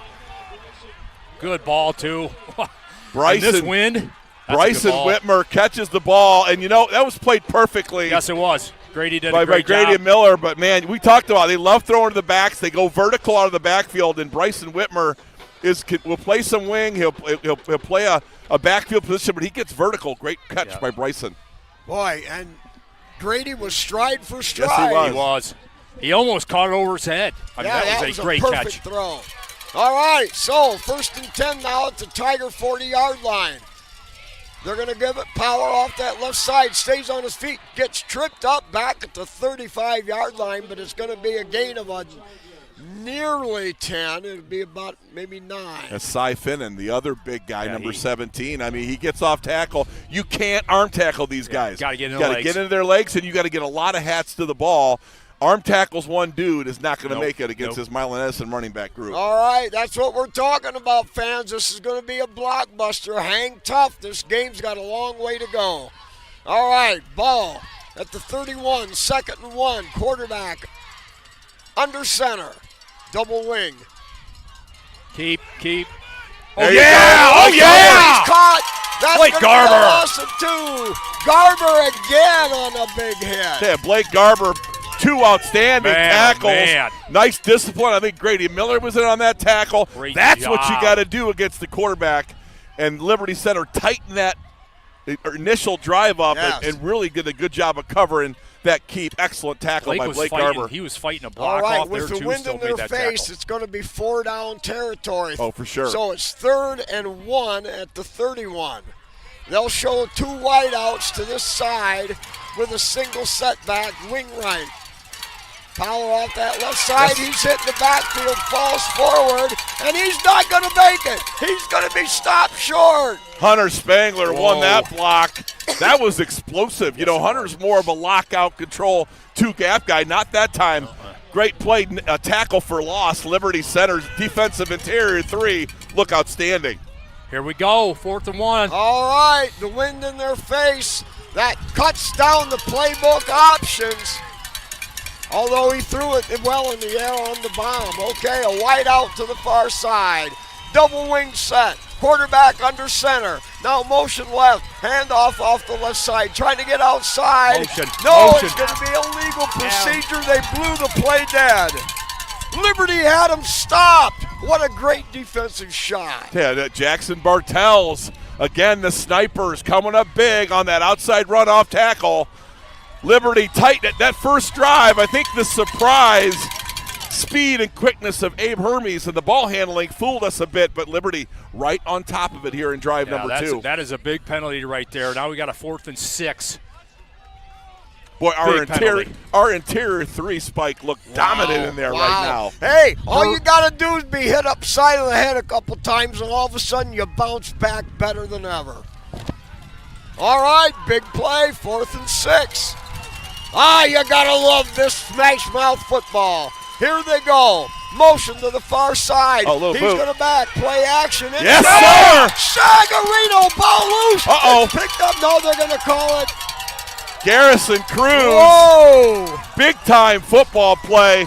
That looked like T.J. Watt, the way he swiped at the football. Wow. What a play. What an explosive play. And we've been waiting. Garrison Cruz is capable of that kind of play. That was phenomenal. And threw him to the ground with one arm. He did. Impressive. Man, what a stop there. Liberty Center got the big play. Now, 2 contrasting. They've had 140 yards in total offense so far. And if you saw the way Liberty played that series on defense, wow, who's got a hold of this game? Yeah, well, boy, you got to another big love drive it. here would go a long ways, Spike. You better believe it. 7-6 Liberty Center. 5.5 to go in the first. Motion this way. Play action. Lost it out there. That was there. Little swing pass. I like it. You know, that was a harder ball to catch. Ball could have been thrown a little bit more catchable, Brian, but I like that swing pass was right open. That's it. That was one of the wrinkles they worked on this It was week. there. Play action to the swing. And I think that's the only passing game we really need. The short, controlled passing game. It's open. Let's get 5 to 7. It was there. Garrison Cruz catches that ball. He goes a long ways. He does. All right, Garber spread out wide over here. 2 setbacks, Moeller and Rentz. Here's motion. Give off to Moeller off the right side, and he'll pick up maybe a yard on the play. So Liberty Center now looking at about 3rd and 9. Cy Finnan, number 17, a beast. I mean, he blew that play up, got into the wing, and good job by their front 5. Now, they're typically 3 down, but they're putting 4 and adding a 5th to that line of scrimmage to stop this Liberty run. Now Collie also in the game. Liberty with a 3rd and 9 from their own 37. 2 wideouts, Collie and Garber coming over here. We've got a wing to the far side, now a wing to this side. Single setback with Miller.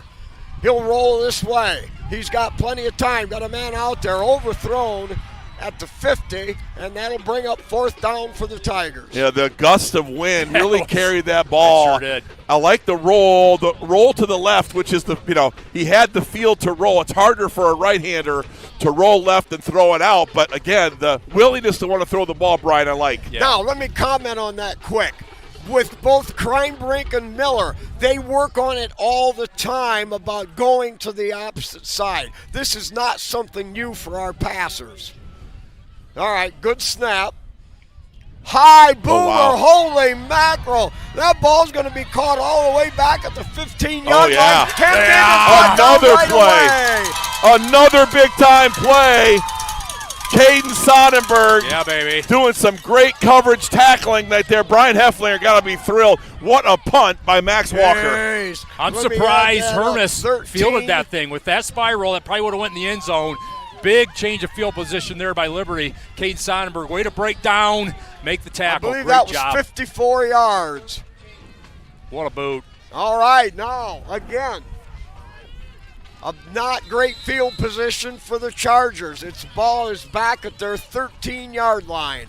They've got a wide out to either side, wing. Now they're going to give off the left side into the teeth of the Tiger defense. Not much running room there, maybe a yard. Another nice play by the interior. Liberty Center getting great interior play right off of snaps, just one after the other. You got to like how they're playing inside, Brian. I mean, we're controlling the line of scrimmage. Xander Zeiter running free right now. That was all him right there. But you're right. Great penetration from our front three right now. They are controlling the line of scrimmage. All right. Wide out over here. They're going to run a quick snap. Tried to There's go power Xander Zeiter. on the outside. Still going.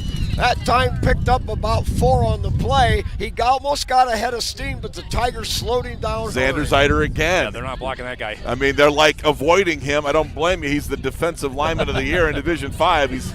He's been tremendous every snap. I mean, he's either winning the block or he's getting penetration. Xander's been outstanding here early on. He is wrecking things so far. This is what seniors do. Seniors step up, and when it's go time, this is what seniors do. Man, he is playing. All right, his best big ball. opportunity for the Tiger D. 3rd down and 5. He's keeping it. Got him. And no, he didn't get much there. Maybe up across the 20, and that's it. That's going to be a gain of only 3, and it's going to be 4th and 2. That was Stephen Brogan. You know, sometimes you don't make the tackle, but you make the play, and you're seeing that with Xander and Stephen Brogan. Now they've got to punt the ball against the wind. Yes. And again, Liberty Center looking to get great field position against this gusty wind. Yeah, and they'll have 2.5 minutes to use that. And by the way, that was Max Walker that just did that to Milan Edison. Great job by Max to play the wind. Well, this field position. Big time field position. All right, old crew and colleagues standing back at their own 45. Yeah. Oh, Shank, get away from that thing. Hits at the 35-yard line. It's going to roll dead inside the 40. Liberty Center is sitting in the proverbial catbird seat. Boy, the wind played a role there. We knew it would, and he kicked that thing. You almost want to take the air out of a ball kick it low. because the higher it went, the more it got pushed back. That's about a 15, 18-yard punt, gives Liberty Center inside the 40 of Milan Edison. Big. Again, special teams. Who called that in the pregame? Yeah. I think that's huge. All right. Spread out wide to this side. Wing right set. Now motion. They give it to the wingman. Pounding through is Gary. Breaks a tackle at the 35. Pounds forward down inside the 30-yard line. It'll be a pickup of 8. Liberty Center getting some hats on Milan Edison and moving that Milan Edison front 4 pretty easily. Liberty controlling the line of scrimmage Big here. hole there. Max Walker down the field on Hermes. 15 yards down the field. Big hit. All right, now we're in a double wing package. Single setback. Now they reposition with still the double wing.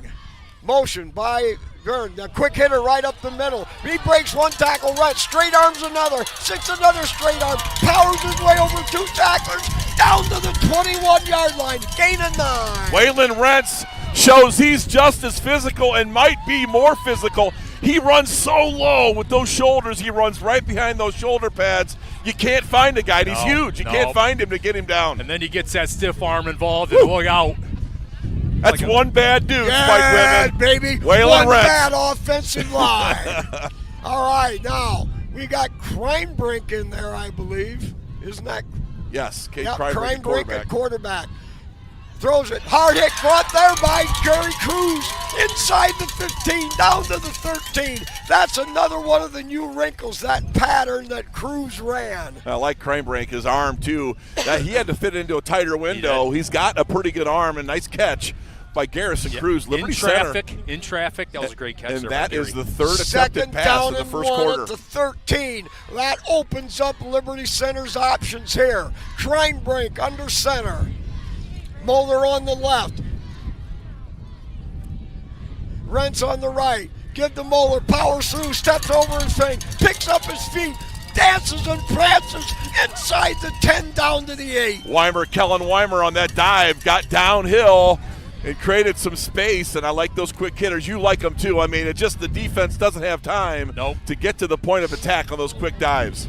This has been impressive by this offensive line so far.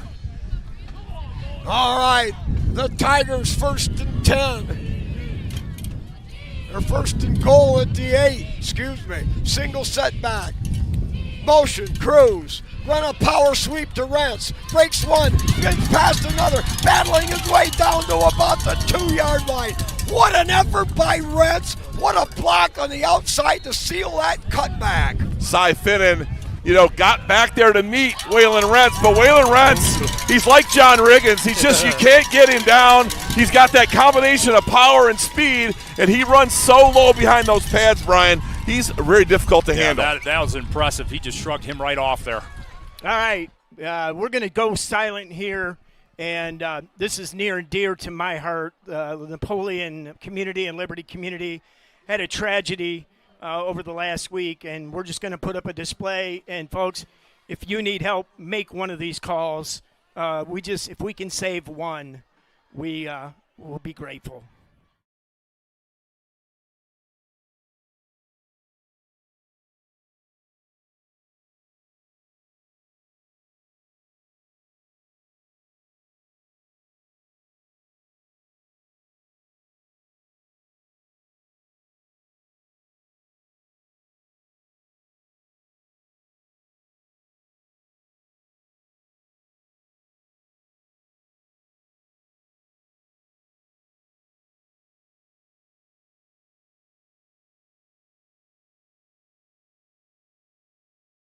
Stands.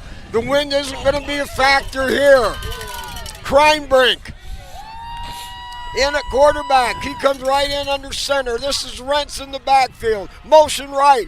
Give to Rentz right side. Pounds his way. All the stands up into the end zone. It's another Liberty Center Tiger touchdown. Tiger touchdown. Yeah, baby. What power. The strength. Liberty goes up 13-6. Great kick out block, Garrison Cruz. Liberty just precision blocking up front. Tackle guards blocking down, getting to second level, and unless you get your hands on number 19 early in the sequence, you got no shot. That's right. What a drive. All right, we're going to get a feel of the wind. Fitzenreiter to snap. Good snap. Good hold. Crimebrink. Kick is up. It splits the uprights. Rosebrook is good. 14-6 Tigers. Woo, baby. This is Kip Guard power smash mouth football. Tell you what, that missed extra point early. It's too early to tell, Brian, if Milan will pay the price for that, but Liberty up 14-6. That's different than 14-8 or 14-7. Well, you mentioned special teams earlier. Huge. You had a missed extra point. You get that field position right there off that punt. Max Walker. And Max punt. Walker's punt. I mean, 3 different plays now on special teams. Advantage Liberty Center. We knew that was going to be a key, and it has definitely been a key for Liberty Center so far. Now, we're going to kick into the wind here, Spike. Be interesting to see what we do. try to squib one. I don't know that we'd want to get it up into the air. You know, Max Walker can keep the ball Yeah, in that lower true. trajectory. That's true. Almost think like, that's- what does Tiger Woods call that little a burner? Or what's he call that thing? It's just kind of the right. Kind of the slow low riser. rider, man. Hey, here's where the special team coverage is really going to Yep. come into play. You got Garber on the outside, Cam Colley on the outside on the other. This is a good bunch of special team football players. Great. I here. tell you what, Caden Sonnenberg's been dynamite tackler tonight he on has. coverage. Blake Garber, outstanding, being disciplined on the quarterback after that first drive. We're getting really good play by some of those snipers and DBs right now, Spike. Yeah. Now, we've smashed them in the mouth a couple times. Let's see what Edison's got coming back, and let's see how Liberty's defense responds. Low bounder, yes, a very Good excellent kick. kick. That's going to come down to the 15-yard line. Tries to return. Oh, yeah. And man, Welcome back. right there, Mason Smith. That's Jackson Lonazak, I believe. Right, Lonazak is back. Yeah. Lonazak is back. He only worked out a couple nights this week. Is it? Special team dynamo. Welcome back, Jackson Lonazak. right. Speed, size, he got healed up. Special teams, great job by the coverage. Hey, guys, Drew. I'm going to jump in here real quick. We got people on the chat in YouTube, and if you use offensive language, we're just going to drop you off the chat. So knock it off. All right, back to throw. A little swing pass. Gary! Cruz out there, and he pounding. That's going to be a loss of 3 on the play. Cruz read it, and he delivered the mail. Cy Finnan, they tried to do a little swing pass to Cy That's a Finnan. big play for them, too. And Garrison Cruz just ate it up and got to the point of attack. Wow. 4-yard Tackle loss. for loss. Garrison Cruz, he is playing explosive tonight off the ball. Yes, he Hey, is. don't be surprised. They may throw up another one of them That's home right. runners. Oh, yeah. Well, Spike, I think With when that you wind. can't run the football, you start to look around and Yeah. start to throw the football around a little bit. Exactly. All right, so they send out 2 guys to the wide side of the field, out of the gun. He'll throw a little swing pass over the middle. That's caught. And a first down, near first down yardage out at the 31.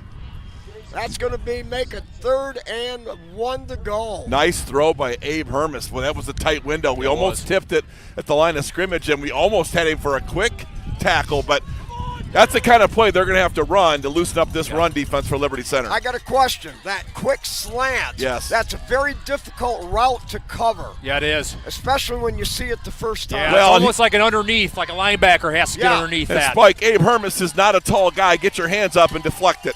Here it is, 3rd and 1. They give it straight ahead, pound football, and they push it up to the 35. 1st and 10 for the Edison Chargers. Well, that's what they can do right there, Brian, is, once they get into a pile, they're almost like a tush-push kind of offense. Yep. Those backs, they can really drive through. Big first down. I think that was also number 17, Cy Finnan, drove that pile, Spike, for a first down. If it's short yardage, those boys can get vertical and push the pile. Right. Did you see the hard reverse? And they got that. He went out and then cut back, and he was the lead blocker on that power. Yep. That's short motion to come back and run a power, Yeah. and they do a lot of that. They They like do. that power motion. All right, receivers. Now they're going to run a sweep this way, and he's going to be hit, slowed down, breaks 1 tackle, puts his head down, bores up over the 40 for a gain of 6. Yeah, there it is again. Bryson Whitmer. These guys run hard. Cy Finnan, Bryson Whitmer, these guys run super hard. Bryson, he looked like he was going to go down early in that run sequence and drove through some arm tackles. They run hard. Yeah, he's limping a little bit from that one. Key was there as you stopped his momentum. It's a great cutback. Just missed that tackle, but we were able to keep that under about a 5-yard gain. But Casey said they were going to show you a lot of crap, but they're going to run it right at you, Yep. so be ready. Here we go. Double wide out, far side. They'll run the There's that slant, tip. hit right away, and still pounding. That's going to be enough for a 7-yard gain and a first down. Abe Hermes, really quick arm. He gets rid of that so quickly. That's the second quick slant. Liberty almost got it at the line of scrimmage. So, they're cut blocking to get those defensive linemen down, but you've got Kellen Weimer, who stands almost 6'4", a tall defensive lineman. Kyler Kern, these guys can tip those balls. it looked like there was a piece there. Somebody got a piece and kind of had a while, but were still able to get through. I'm sure Nick's there saying, hey, quick slants, get your hands right. up, Spike. And that tip Boy. could turn into a pick very quickly. Yes. Yeah, you go to the well one too many times. Well, all right, first down for Edison at their own 48. Motion this way. They're going to keep her. A quarterback, he runs into a whole pile, a whole host of Tiger tacklers at the line of scrimmage. Hunter Spangler, again, winning at the line of scrimmage, disrupting the play, slowing up, and then all of a sudden the Hats show up, and there's Garrison Cruz laying a lick as well. Yeah, I think Edison's inside. They're having trouble with Zeider, having trouble with Spangler, just that mass, and then the ability to extend and still make a play. They're having trouble with them too, And right Kellen now. Zeider is And your Kellen Weimer. second leading tackler, and he's playing a defensive end. Well, you got Kellen Weimer, too, who just Yeah. adds a lot of strength. Boy, he's come a long Kyler way in Kearns had 13 some weeks. good Kyler snaps. Kearns. So Liberty's defensive line, a little timeout here by Milan, it looks like. Liberty wanting to play like this. This is Liberty's kind of game. Yes, it is. Inside run, quick pass. I like it. Placed right into our strengths. Liberty center really starting to bear down on defense. Well, there's about 8 minutes left here in this second quarter. Tigers up 14-6 with a timeout. Hey, I'm just going to jump in here. Once again, we want to say hi to everybody out at the VFW. We got like 1.5 million people packed into the VFW at Liberty Center, so I said I'd say hi to them. But we do want to thank our sponsors, guys. We don't run our sponsor commercials, and we're going to pay honor and homage to the tragedy that we had in our community during our quarter break. So we're not going to run our sponsors. But, man, these people have been with us all year long and make these broadcasts possible. So we appreciate them. We appreciate the things that they do. And, most of all, we appreciate all you guys out there staying with us and following us all through the year. All right, Grandma Jean Kern, this football game's for you. Roger Meyer, Old Bonner, Lonnie Dissa, and a host of others. Ronnie Elling in Georgia, the Fire Pit. Here it is, back to throw. Out of time. Halstein rolling out, under pressure. Grabbed by Zeider, thrown down. Sagarino! Boy, Xander Zeider, man. I mean, not only does he win the block, but he runs down a super quick Abe Hermes. One hand. Man, oh, you man. kidding me? That guy is having a night. Man. Xander Zeider. Xander Zeider Whoa, wow. is faster than Ryan ever thought of being. I don't know about that. I tell you, Ryan Zeider was pretty quick. I'll tell you what, Xander Zeider. Now, this whole defensive line's been spectacular, but Xander, Whoa. next level there. Whoa. Boy, Liberty is really winning at the line of Man, oh, scrimmage man. and getting big negative Look plays. at this now, 3rd and 21. What Loss. a play. Yep, a loss of 11. Now they go to a tight formation with a single wide out in motion. They try to run a sweep into the Tiger defense. Brought down from behind. A great job there. Garrison by Cruz. Garrison Cruz. Tell you what, our DBs, though, are that second level. They're getting hats on the ball. Garrison Cruz also playing really well. This defense man. is starting to figure things out, Spike, and now you're starting to see some comfort. Matt Bryant Boy. does a great job on the fly. I've got a question. Have we seen that same option since then? Maybe twice since Yeah, that play? they've kinda went that away they from it. ran to start the You're game. right, Spike. Well, they have. when you start getting helmets to the diaphragm and the hips and the legs, it gets uncomfortable. That's right. All right. Oh, my. High floater. And that's going to go move. into the Great end zone. move. Good Good job, Cam. Yeah. Put your heels on the Kyrie, 10-yard let it line. go. If you can't catch it, let it go. Go back to that Xander sack, guys. He was almost had 2 blockers against him, fought him off. That quarterback was running around very fleet-footed, was still able to make that solo sack. What a play. Man, oh man, was that a big play. Now we've got to eat up some clock. We've got to get a couple of first downs here with this wind in our face. We'll have it again in the fourth quarter. Well, I like it because we get the ball at half. So Yes. a drive here and the ball at half puts us in the driver's seat. All right, Liberty sends a wide out to either side. Miller, the quarterback, out of the gun. He's going to run hand. No, it's reverse. There you go. They kick it out to Cruz. Cruz kicks it out to the outside. Great block by Garber. Still heading down the sideline and all the way down to the 45-yard line. Little inside reverse trap there. I mean, something like that. Nice little misdirection. Blake Garber, though, down the field making blocks. Yeah, that's film study right there. Gibsonburg ran that play against them for a 60-yard touchdown, and that's the exact same look.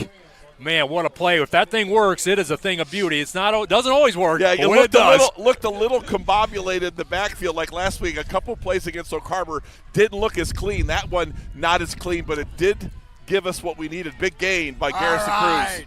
Now the ball at the 46-yard line. Hand off the right side and a grab. What a tackle. Grabbed a shoelace, and Rentz never got going.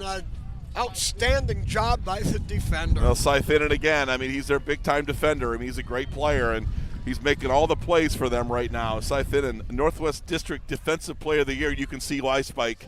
Outstanding tackler, and he's a big, strong, tough guy who loves to bang up inside. All right, that Cruz reverse was 36 yards. Now it's 2nd and 10 for the Tigers. Cruz lines up in a far wing on the side. Rents in the backfield. Now give to Moeller. Left side has a blocker. Pounds forward. Down inside, or down close to the 40-yard line. It'll be a gain of 3 for Liberty Center. Edison doing a little bit better job those last 2 snaps, closing down inside run, taking some chances, sending some linebackers. You knew they're going to have to move that front both on offense and defense, and this defensive line can't create problems in your rhythm because they're not going straight ahead. They're a lot of angles, a lot of stunts. All right. Double wing set, wide out to this side, 3rd and 8. Now motion, power straight up the middle. He's got first down. Rentz hits, spins off of that, pounds his way down to the 32. It's a gain of 10. The Tigers move the football. That quick hitter there, Liberty. The offensive line does such a good job on their first step. They get right where they need to be and gives Waylon Rentz. He doesn't need much.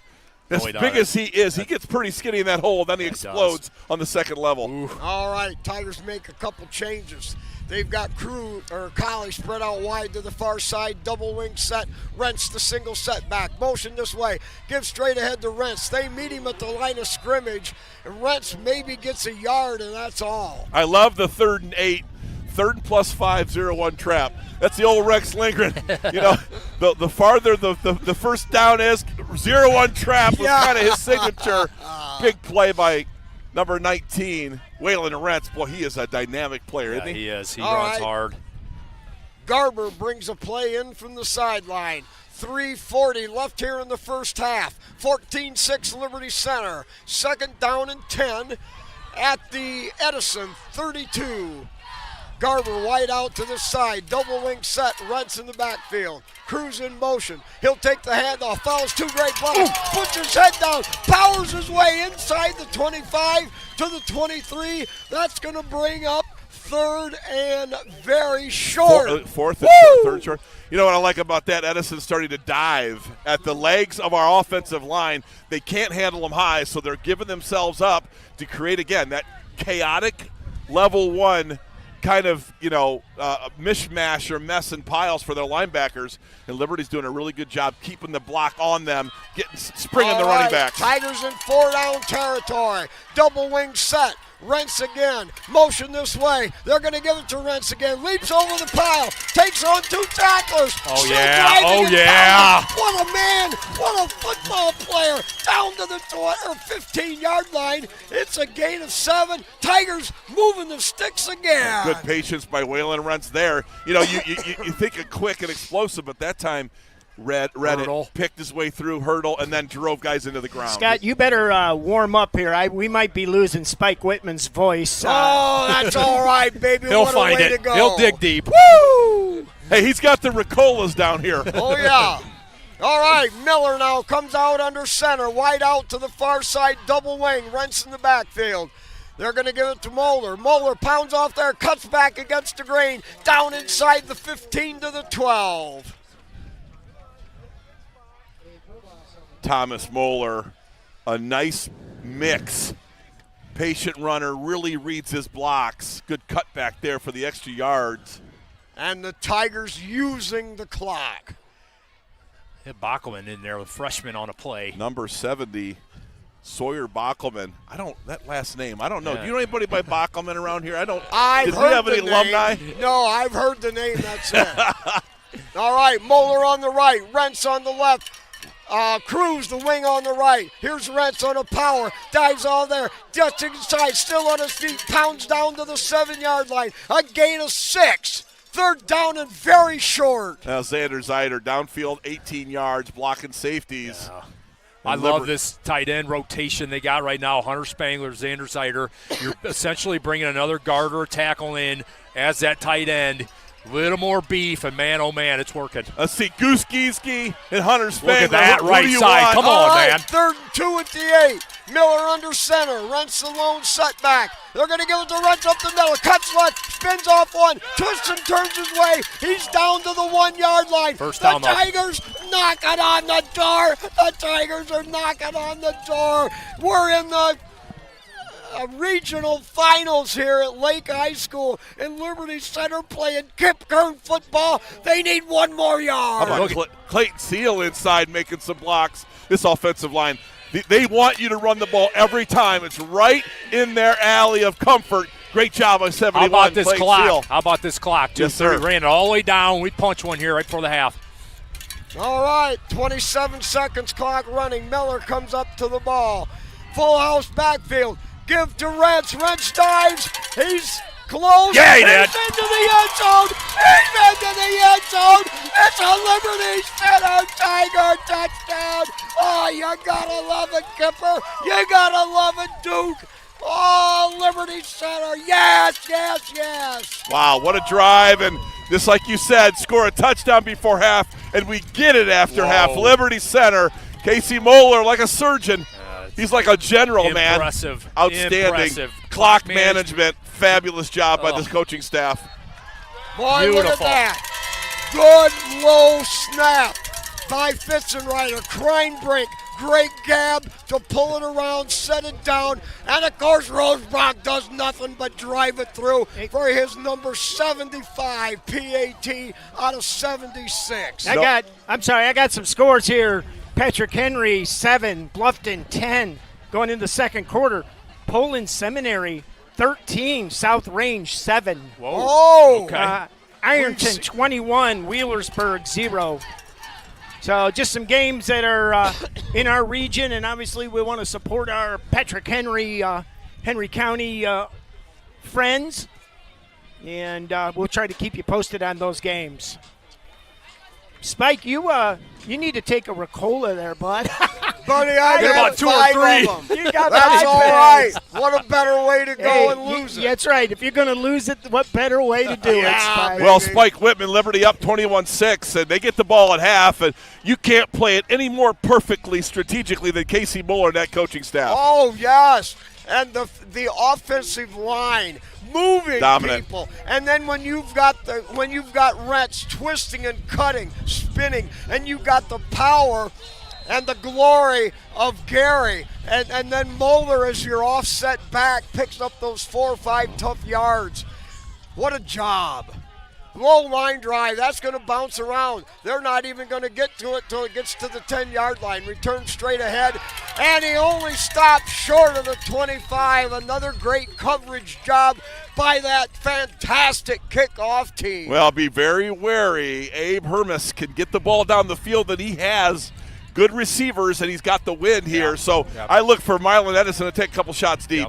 Yeah, they got time for maybe 2 home run balls. Boy, Liberty Center. What a half. What a half, Spike. It gets no better. Other than that first drive by Edison, Liberty has been perfect. Yeah, I was scared crapless. All right, they're just going to dive it right up to the middle. And not much there. They're going to let the clock run out. I'm surprised they didn't take a shot. Well, great job by Liberty Center again. The Make 'em the snap down it. 3. I think That's we got a fantastic. flag, I think. Did Casey Not call sure. a timeout here? Make him snap it again? The site official ran up to the referee here, so I don't know. He's pointing.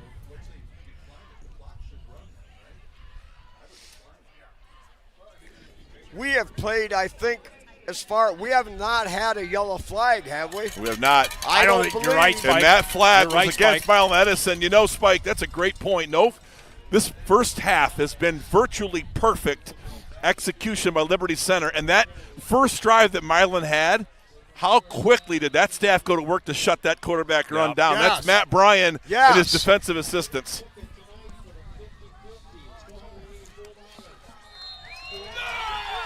Wow, very good job by Liberty Center. Well, and that runs out the clock. You saw it, people. You heard it. You saw it. I don't need to explain a thing more till we get back when this half is over. All right, with that, everybody, we'll be back right after this halftime break.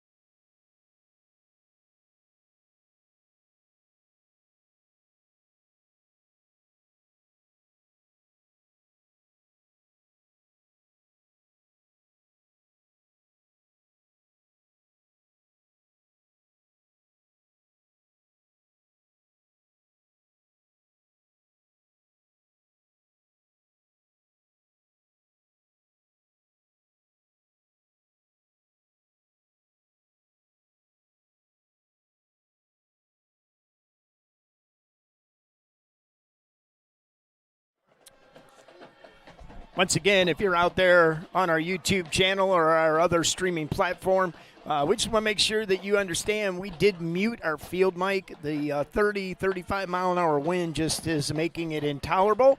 We do love our bands, and we are trying to cover best we can. But we just, the sound just isn't going to work. But we'll be back here in about 9 minutes with second half of football.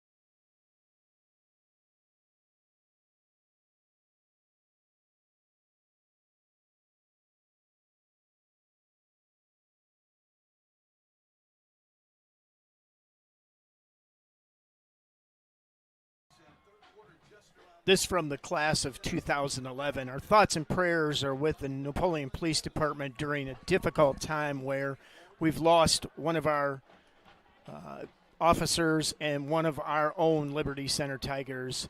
We extend our deepest sympathies to the officer's family, friends, and colleagues. Unit 18 forever. If you're thinking about suicide or you're considering it, please dial one of these numbers. Folks, you can get help. There's help out there. If we can save one, we're doing well. But please dial these numbers, and we're just going to go silent for about a minute here in honor of Officer Tyler Murray.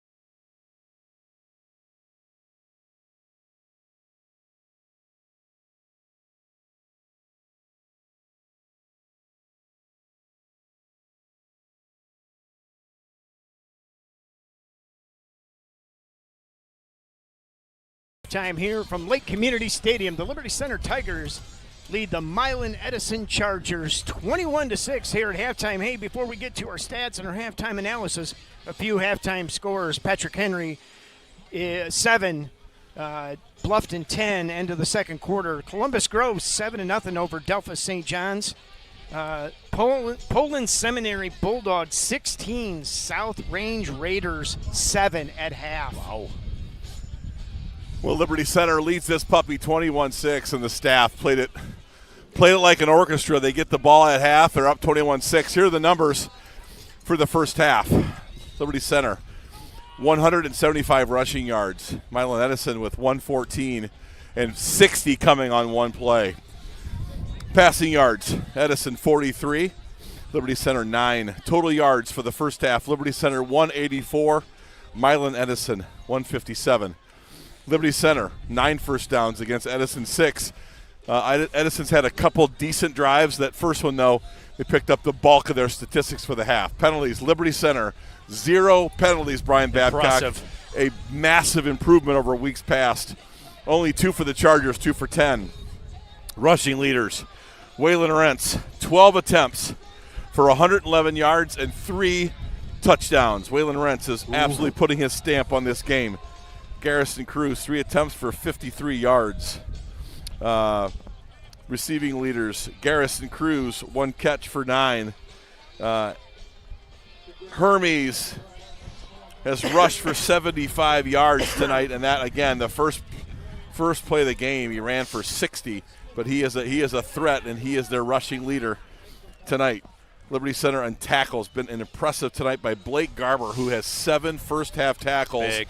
And that is just snipers being active, Spike Whitman. Yes. Xander Zeiter with 6 tackles, Hunter Spangler with 4, and Grady Miller with 4. I'll tell you, very active on level 1, very active on level 2, very active on level 3. All levels of the defense tonight, Brian, playing their tail off. After that first drive, Matt Bryant, I think, made a couple of corrections in Liberty's run defense, in particular our front 3 dominating that half. It's been impressive. Xander Zeiter, Hunter Spangler consistently in the backfield wrecking plays. Xander with a big sack in that first half. And then how about our snipers clamping down on that quarterback run, Making stopping tackles. that, and they've kind of went away from it here, in that second quarter. So, listen, Edison's they're gonna come out. I think they're gonna throw the football around a little bit. I don't think they have a choice. I think they're gonna put it in the air, see what they can do, maybe get their quarterback out and create a little bit. So, could be a whole completely different game plan offensively second half. We've got the ball. Right. What do you propose? What do you think Edison is going to show us defensively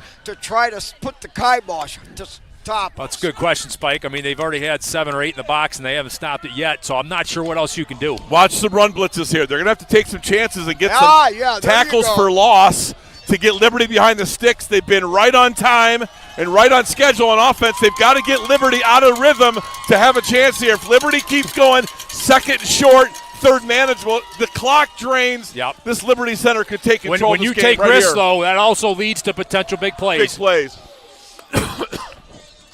All right, Liberty Look out for Center Cammy here. will be going from left to right. They've Yeah. got the wind in their face. Better watch out for the onside kick. Milan Edison's got to change the momentum of this game. Liberty Center with a bunch of big guys up front here that you don't necessarily think as ball handlers. So let's see if Milan pulls a little trickeration here to start the I half. wouldn't be surprised. They know they've got to change momentum. Kickoff. Approach and all the way down to the 4-yard line. Return straight ahead. He's got a slot. Callie kicks it outside, gets up across the 30-yard line. Great return. Terrific blocking up front. Well, Cam Colley with the ball in his hands, Brian, he is explosive, and he is an explosive play waiting to happen. I like him returning the ball at the 4-yard line and getting out to the 32. Yeah, it was impressive. Nice little wall there, and he's about one tackle away from breaking that baby wide open. All right, the Tigers come out. What are they going to show here heading into this second half? They had a great half running the football with a lot of options. They come out with the same double wing package. Miller under center, Rentz in the backfield. Rentz takes the handoff and powers right into the teeth of the linebackers for about 5, 6, maybe 6 yards. Boy, Clayton Seal got a really nice block. Primary got his shoulder right into that nose tackle, drove him back 3 yards, and gave Whalen just a little crack. You give Whalen 6 inches, he turns it into 4 yards. I'll take You 5 we've got first big down. tackles, but our guards and our center are a bit diminutive. But pound for pound, they're tougher than 3 Well, I'm going to tell you what, cheesecakes. you want to meet Clayton Seal and Tyler Lay in an alley? Yeah. No And dice Max for me. Walker. I'm out of there, man. Oh.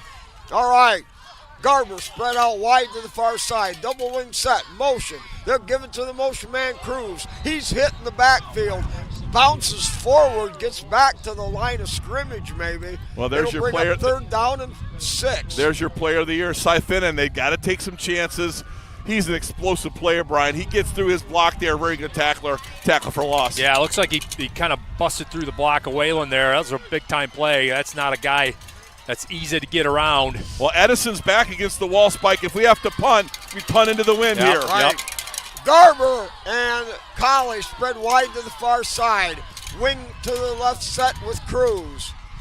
Miller back to throw. He evades one tackler, cuts it up. Now spins outside. Over Look at the that. other man. What a Colley play. across the 40, up to the 45. A gain of 8 and a Tiger first down. This thing's all about first down and clock. Grady Miller, great look. His first read was not there, and then he eludes 2 tacklers and Man. then finishes the run. Whoa. A little bit like Waylon Rentz almost, huh? Little Man, hint. that was impressive. Little pump fake, got his defender in the air, and then Grady tucked it. No hesitation. Saw the sticks and smelled it, Spike. Oh, Big play it there. smelled good. All right, we got Garber and Colley spread out over here. Wing right set with Cruz. Now they give it off to Rentz. Rentz hit, and he'll pop forward for 3 tough ones. They may have gotten 4 tough ones, maybe 3, but you know that again, on time, good first down run. Clock just continues to drain, and this offensive line, good blocks. I saw Xander Zeider get to the second level. I mean, our offensive linemen, Brian, tonight are not only getting their primary responsibilities done, but they're getting to the second level, making good blocks. It's been really impressive. I've seen Max Walker and Tyler Lay downfield all game long. Second down and 6. Liberty Center with the ball at their own 49. Wing left set. They're going to run a straight ahead dive. That's Moeller, and spins forward down inside the 50 to the 48. A gain of 3, and that's what you got to do if you're going to be a patient, hard-hitting offense. 3 and 4 yards at a crack, but stay ahead of the chains like you like to refer to, Scott. We talk about third manageable, Brian. 3rd and 3 I like. That's it. And now that we're on their side of the 50 with this win, Casey might say, let's get 3 yards in 2 plays. Yep. Possess the football, run the clock, and end up with something at the end of it. Yep, Sonnenberg into the game bringing a play. He'll go to a wideout on the far side. Wing left set with Cruz. Moeller on the right, Cruz on the left. They give to Rentz, powers forward. And Rentz, Bad spot. yeah, he was close to the 45-yard line. They're going to spot it back at the 47. So that'll bring up fourth down and about 2 to go. No problem. We're going with our heavy package, bringing in number 42, Hunter Spangler, who's been number 75 all year, and Xander Zeider loading up. Here comes Liberty Center. Hey, big play go here. for it. Big play, Spike Whitman right here. All right, so the Tigers come to the line of scrimmage. Miller under center up, with a baby. full house backfield. Rents in the middle. Moeller on the right. Give to Cruz. Cruz. Oh, yeah. Oh, yeah. Breaks tackles. Carrying people. Banging his way all the way down to the 36-yard line. I'm telling you what, Gary Cruz could be a bell cow. I mean, you've got Waylon Rents. You got to ride that like Earl Campbell. But I tell you what, Gary Cruz drove through some arm tackles, and look at that clock, Jiggo. Ooh, tick, tick, boy. Under 8 minutes and I Liberty like that. on the march. All beef up front, tee it up, and let's just see if we're better. And we were. That play right there, All big right, run. Double wing package. Rents the single set back with Garber spread left. Motion, Mulder, gives straight ahead Rents. Rents hit, breaks off a one, that's tough. still going. Gets down inside the 45 to the 44. Well, Waylon Rents ain't going down on the first or second tackle, so, you know, you better get some bodies there. Really good finish, though, again, by Cy Finnan. He's an outstanding defensive player. He's making plays tonight. He is. Man, that guy run hard. Waylon Rents is one hard runner. And they got 3 yards out of that. That was second and third efforts. That wow. would be your own blocker. And look at the clock running. Yeah. I'm telling you, keep running that play clock down to under 10 seconds every absolutely. snap. Absolutely. All right. Garber spread wide over here. Motion. They give it to Cruz. Cruz off the right. Good cut. side, Get up, baby. tackle into the open. Just tripped up at the 25-yard line. A gain of 11, and the Tigers move the chains again. It's another first down. Let me tell you something. Grayson Smith made a heck of a play. This ball game is over if Grayson Smith doesn't make that tackle. Number 2, senior, came down and just got Garrison Cruz down. But again, I don't think Casey minds the clock now. Continues to run. How about a 9-minute drive here? You like that? Gary Cruz getting stronger. Oh, boy. All right, 6.5 minutes to go in the third. Liberty Center first and 10 at the 23. Give to the Miller on a keeper. A lot of blocking. Takes on tackles. Puts his head down. Drives down near the 20-yard line. I love quarterback keeps. You pound. And a little bit like what you saw to Edison and Abe Hermes. You know, not bad. I mean, again, 4 yards. Yep. I mean, that's perfect. Right on time. Yes, right on time. And they're showing him something different every play. The keep to the short side, you know, not as many bodies over there. Nice gain and way to finish that run. Yeah. Grady Miller. Put the head down. Go get you some. All right, the Tigers with their beef on the outside, the speed in the middle on the line. Give on a little crossbuck. Spray there. Moeller, he is just relentless. Turns. What a power run. Great job by Moeller. Great job up there behind Clayton Seal. And T. Lay on that right guard spot. Pounds his way down to the 10. First down there. I mean, that is tough running in there, man. He keeps those feet moving. I mean, he just won't stop, but he's always going forward. He never goes backwards. And, again, I just can't make enough reference, Spike Whitman. That clock is just draining like a sewer right now. The thing's going to be under 5 minutes here in a moment. We see Cam Colley running. You know, he came off a little gimpy, but it looks like he's all right. Now, under center, motion this way. Give to Moeller. Moeller, pound down to the 5-yard line. That's tough. That's Kip Curve in your face driving football. Well, again, keeping those knees high runs. It's his shoulders are low and his knees are high. His elbows get about an inch off the That ground. was an all-time classic-looking run. He runs behind those pads as good as any Liberty Center running back we've seen. And you can stop him, and then he gets back to full speed, and he never stops his No, feet. he doesn't. Man, oh man, All right. what a runner. Second and goal from the 5. Miller under center. Rents the single setback. Motion with Cruz. They're giving to Rents. Rents pounds forward, drives down to the 2, the 1. That's okay. And he's That's down okay. We'll take that. inside the 1-yard line. Let that play clock just continue to drain and get this thing about run. 3:15. 3:30 on the next snap, guys. Touchdown, Liberty Center. You want to talk about an absolute backbreaker, dagger of a drive right here. You come out of the half. Third and goal from 8-minute the drive. 1. Watch Gooski on the right side Yep, with Muller Hunter on the Spangler. right, Rentz on the left, full house backfield. It's Miller diving in there, quarterback sneak. He's in for the Liberty Center Tiger touchdown. You knew when they dressed Hunter Spangler at number 42, you knew the game plan. It was strap it on and get vertical in this running game. Boy, this offensive line has been dynamite tonight. Wow. This has been a thing of beauty. I'm telling you, this is dominant. This Liberty Center line is executing at a very high degree. I did not expect Liberty Center to be able to control the line of scrimmage the way they are, and they are. Kick is up. It's good again. Fitzenreiter to Grindbrink to Rosebrook. 28-6. 4 minutes left in the third quarter. Man, oh man. An 8-minute drive. I mean, it just gets no better than that. I mean, Casey Moeller knew what he had. He scores the touchdown before half, Brian, with virtually nothing left on the clock.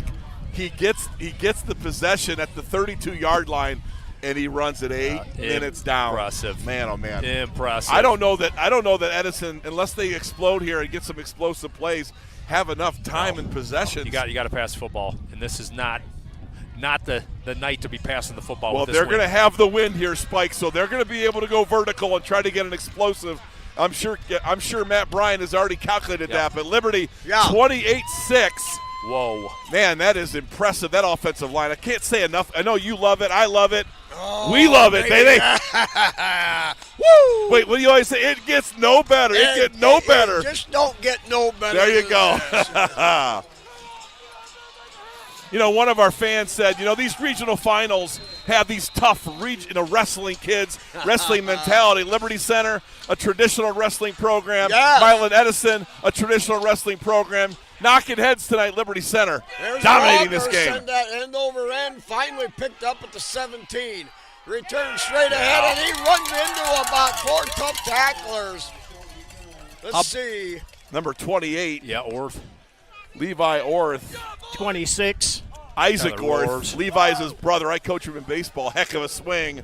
Isaac Orth, good cover guy on the inside, too. And Liberty just, again, Brian, you talked about it. It's the tackling. Man. It's the tackling. This kickoff team has responded after an off week last week. Man, they've been sharp tonight. Well, ball inside the 25 on almost every single kickoff Right, so far. and Walker, give credit to Walker Against the for wind, being too. able to keep the ball down and hard. That's right, Spike. All right, motion to the far side, comes. back to throw. Going He's deep. going to unload it.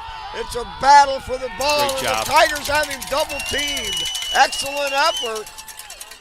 Well, you knew with the wind they had to take some shots. Yeah. They're down 28-6. They got about 3 minutes to try to get in the end zone if they're going to do it, because they've not done it on the ground, Brian. Yep. So I would expect to see a few more of those balls vertical down the – and you know what? Great job by Thomas Moeller.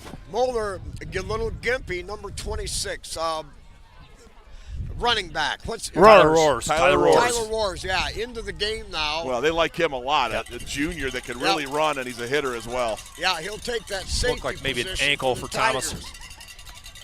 Now back to throw. They run a quick dive, and that's going to go nowhere again. Liberty's defense. Who's the big hog that got up from the bottom of that pile? Looked like maybe it was Gieske Goose in there. Yeah, Giesecke, yeah. I believe. Tell you what, again, the defensive line making all kinds of tackles. Xander had 7 tackles in the first half, Brian. The defensive line has been dominating the line of scrimmage. Inside run, not much going there. Non-existent. Boy, they're yelling, hit, hit, hit. That's Kip Card's hit. Yes. Love it. All right. Now they run power sweep this way.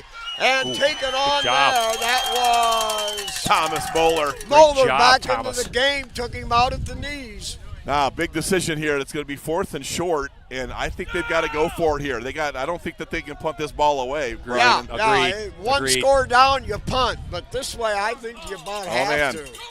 This could be a gigantic Here we play go. for Liberty Center. Well, the clock continues to run. 2.5 Watch minutes Hermes on left the in keep third. here. Yep. And they're going to go for it on Toss 4th and sweep. 3. Tries to cut outside. No, that's a good one! Yeah, baby! What a play! Wow, the snipers have been on fire. That They was funneled. Steve Brogan. Oh, Steve man. Brogan met him. Tell you what, everybody doing their job. Run, Swarming. Fitz, That was a toss sweep that had to come all the way back to about the 2-hole, Brian, and everybody was there. Great assignment football by Liberty Center's defense. That is kind of like the final pedestal, or the top of the point on the pedestal. What a play when it really counted by the Tigers. Team defense swarming. Run fits all over the place. Big stop. Here we go. All right, Tigers shift over. They've got Cruz, the wing back right. Give to Moeller, coming back great through. block Tries by to follow forward. Max Gets Walker. down to the 30, maybe a yard. You know, that was a yard, Spike. That's a hard yard. Max Walker came around that corner and just crushed his guy, whether that was an outside linebacker or a defensive back. Those kind of blocks take tolls on tacklers. Liberty Center gets a touchdown here, Spike. You can start smelling number 3 in a row. Clayton Seal, the center. T-Lay on the right. Walker on the left. Now they shift over. Hammondtree tight end on the left. The Cruz over there on the wing. Give to the first back. Nice cut. That's Rentz, and he skips forward for a couple is all. So Edison gambling now. They're throwing everything they've got at Liberty's offense. Well, 3rd and 7. I think Casey, again, is thinking 4-down territory. Can you get 7 yards in 2 plays and run this clock out in the 3rd quarter? Here they go. 3rd down and 7, a tight formation. Now they shift over again like before. Cruz, the wing back on the right. Rentz on the right. Rentz takes the handoff. Quick hitter. Bounces off one. Drives forward for another couple. And that's going to make it 4th down and very convertible. Well, they're going to tighten those splits down and just drive these guys. Those Edison defensive linemen are hanging in there, but they're really submarining our offensive line, trying to stop their forward motion. Our offensive line is getting so much push. Those Edison defenders on the front line are just trying to stop their feet from moving. All right, the Tigers come out. You've got Weimer, the tackle over there on the left. You can almost sneak this.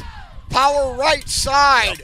They're going to give it on a power sweep to Rentz. Rentz dives over the top inside the 20. It's a first down. No that answer. Was 1,200 pounds of beef on that right side. You know what? That's going to run the quarter out. Nick Miller, a nice little orchestra clap. Very nicely done by the offensive line, and Liberty Center will let this clock drain out. And Edison will be going into the wind in the 4th quarter. Yes, sir. What a dominant performance. I'm not sure this deep in the tournament I've ever seen, like the word you just used, dominant, from a Liberty Center Tiger football team in the playoffs in the last 25 years. All right, hey, a couple quick scores here. Patrick Henry, 7. Bluffton, 10, 3rd quarter. And Ironton's up big, 34 to nothing. And Poland Seminary still 16-7 over South Range. And once again, we're just going to go silent here for a moment. And, mental illness is a real thing. And if you're thinking about any of this, call one of these numbers. We're going to leave it at that.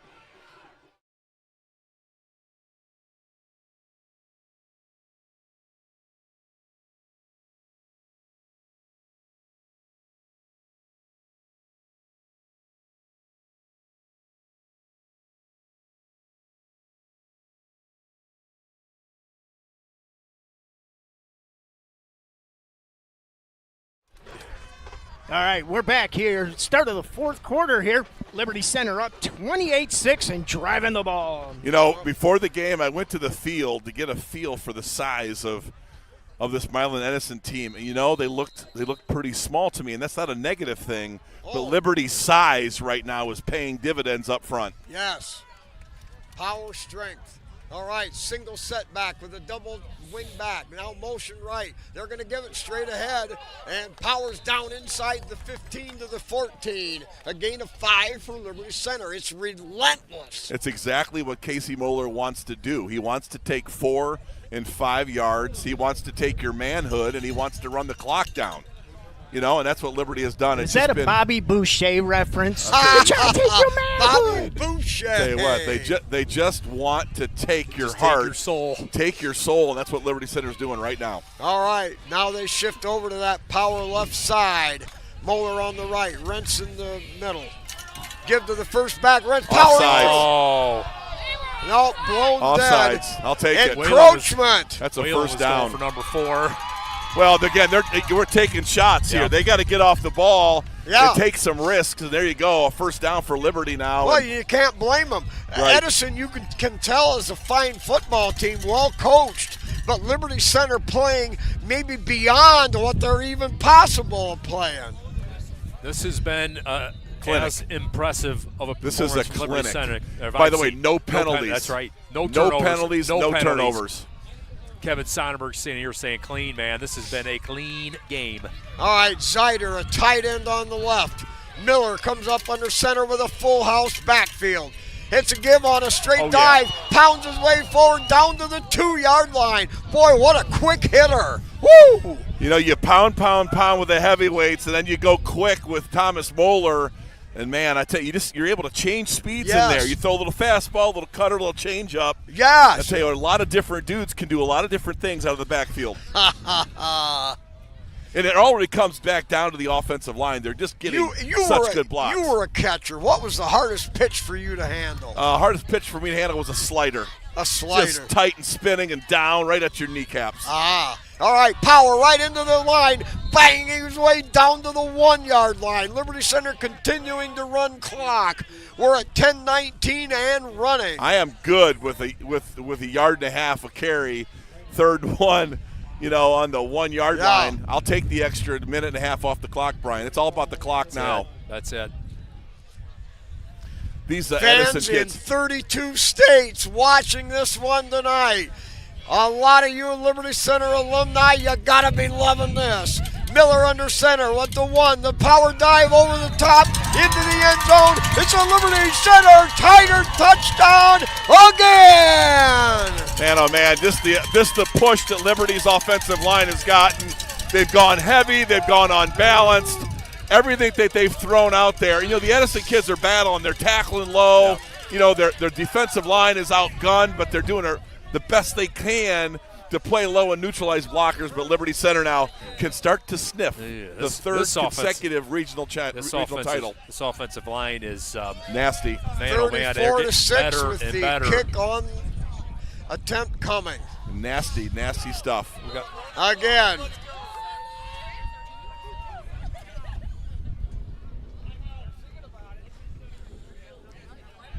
Well, they're looking for a running clock. That's why they're going for 2 here. They get to a running clock, and this puppy it's close to being over right now. You're under 10 minutes, 34-6. It's been a dominant performance. Pretty healthy. No injuries tonight of note. Well, Liberty has been healthy. And we got a really good one back in Jackson Lonazak. So I like it, Spike. This is where you want to be in a regional final. Oh, baby. You want some hardware. This is where you get it, right here at the goal line. And I'm telling you, you take any old timer that's ever played that's still alive, and those guys that are down there maybe, sitting up there in heaven watching this, and that's the way we used to do it. You're right. This is the pure thing. This is 180 proof Liberty Center Tiger in-your-face football. You think Norm Decker likes this kind of minor cursor? You think this is football they like? You betcha. We talked about that 80 team and that great offensive line. I'm telling you, the 80 team to me had the best offensive line in history. This offensive line might be better. You're right. All right, the Tigers going to go for 2, not to run it up, but to get to the moving clock. Miller under center, wing left set. Play action. Lost it out there. Tipped. Almost caught incomplete. I like the idea of a little play action, and he had him. I would have liked a little bit more air under that ball. He throws those line shots, and they can be accurate, but sometimes you need a little air. But I'll take it. Liberty Center, 34-6, Spike Whitman. Right. Fantastic. And we hope you listeners from Milan don't think that was trying to run it in. But when you can have a chance, you're leading, you want to get the thing over with, that it makes sense. It's about the clock right now, and we're going to see what Edison's got here. They're down a bunch, but this team doesn't quit. They got a lot of heart. They haven't lost a game all year. They beat Sandusky Perkins. Yes. I mean, this Milan Edison team's the real deal. Yes, they are. And you've seen them on film. They mean business over there. They play some good football. I'm shocked, to be honest. Me too. I thought this was going to be a very close game. I thought there was going to be probably lower scoring. I am shocked what Liberty Center has been able to do. We have stopped them, their This running has game. been We have stopped them. Unbelievably impressive. This team is We took them out of man. everything they like to do after that first play, that first drive Yeah. that scared you a little bit. There's been no inside run. There's been no explosive plays other than that keep. Liberty tightened that down after the first drive. The adjustment was incredible. Disappearing act. They Houdini'd Yes. the Edison running game. All right, now Liberty with the wind at their back. Let's We'll see see if he kicked this to Sandusky, maybe? yeah, it get it up in the trade winds. Oh, yeah, what a line shot rocket. Wow, that was shot out of a cannon into the end zone. It'll come out to the 20. Yeah, Casey Moeller excited. You never see him show emotion, but he has been talking about special teams all year long. As a head coach, you know, he's been focused on the offense, but don't you dare question his attention to special teams. And Brian Hefflinger, we've talked about, he's down there, short sleeves, shorts. I mean, that's a Hefflinger, man. I'm telling you, that's Chad Hefflinger Jr. down there. He ain't got a lick of hair on that head. Good grief. That's a Hefflinger if you ever seen one, boy. That's it. All right, Tigers show a four-man front. They're crowding the line of scrimmage. They try to go on a sweep to the other way, puts his head down, and he'll bore forward for about 4. 9:48. Spike, if they want to run the football and get this thing, they're going to have to run it a long ways. Yes. And try to find an explosive somewhere to try to get back in this game. But Why I don't understand why we have not seen more of the option. well, I think that we put some licks on the quarterback, and he's too valuable in this offense to get him hurt. Yep. Is what I think. We All started right. laying some licks on him. Now under center, give off a Ooh, straight wow. dive. No, now's that lick. Good rip there by, let's get the number. Was that Casey? Not Casey, but Thomas. Yeah, Thomas Moeller came up from his safety, put a good lick on that, slowed the runner down, but it was enough for a first down after he regained his Well, you balance. were asking the right question. Why not run Hermes more? And there you go. I mean, again, Brian, he stuck that thing in the fullback for as long as he could. He pulled that thing out and got a first down. Now out of the gun, single setback. They give it off the left side and making a good solo tackle. Like Jackson Lonizak there. Again, key guy to get back in this linebacker rotation. Oh, Gets yeah. depth. Yeah, Absolutely. he's a good player. I mean, he's got great size and great speed and one of the best athletes in the school. So to get him back in this lineup, Brian, the tight end too, I think you'll see him on both ends of the field for us. And Lonizak has the body to gain a lot of weight between now and next year. He's not a real heavy player. Well built, he works out hard, but he can improve even the size. Now a double wing set. They're going to pound it off that right side. And I think Edison has made their mind up. They're going to punish Liberty's defense, whatever it takes right now to move the ball. So now 3rd and 1. I invite them to punish us and let that clock run. I'm So kind of surprised they're not trying to pass a little bit Something, here. Kind of yep. surprised. Well, I mean, this is what they do, though, Brian. I mean, they like to run the football. They've had plenty of explosives all year. They got to find one here. They got to find a seam and get a touchdown. All right, double wing set, a tight formation with a single wide out. Motion this way. They're going to run motion sweep. Oh, yeah. In the backfield, and that's Gary Cruz. Smackarino. That has not worked. The toss sweep, but to Gary Cruz's side is minus 31 yards tonight. That's not a place you want to run. Wow, big tackle for loss. He's had a big night. Well, a lot of guys are having Man, big oh, nights. man. He's one of them. Well, Man, oh, 4th man. down and 6. Clock running. Yeah, this thing here, Spike, is real close to what is your saying? To send it to the clerk. I know you won't say it. Give your name to the clerk. You won't say it yet, but this No. punt against the wind could be a problem. Punt formation, a floater, line drive, hits inside the 40, and it'll roll dead down there around the 37. Right, Brian. 30-yard punt. You can Liberty feel it, takes Spike over. and Brian. You can kind of feel the old hardware coming out, hanging the medals of a regional championship, a third in a row, and heading to the state Final Four again. Wow. And I promise you, stop it out there. I will put the bid in to be broadcast. They're starting on me already. Just have some fun. All right, Tigers with the ball. Full backfield. Little misdirection, ball fumbled, but the quarterback, I believe, Kreinbrink, was alert, watching the play, picked up the fumble, and Liberty retains possession. Well, this game has been virtually perfect. If you were grading an exam, it would be 100. That one probably took a quarter off. It's a 99.5 with that fumble. It's the first time we've been in a second long all night long. Yep. All right, Kreinbrink now under center. Wing to the right set. They're going to run power sweep to Rentz. Rentz breaks one, pounds into another one, still going, driving and pulling people. And still driving. What a run by Rentz. Second and third effort. That guy. The Tigers continue to block By the way, field. I want you to watch the film on who the guy that did the tush push. It was Caden Kreinbrink, the quarterback. Wow. Gave an extra 4 yards. There's a guy that wanted some contact. 19 Waylon Rentz was staying on his feet, and then here comes Kreinbrink and just pushes from behind to finish the run for the first down. That is outstanding. He just hurdles people, stiff arms people, runs over people. What a runner. Keeping his feet going, but Caden Kreinbrink made that play. Yeah, that was nice. Side, double wing set, motion to Cruz.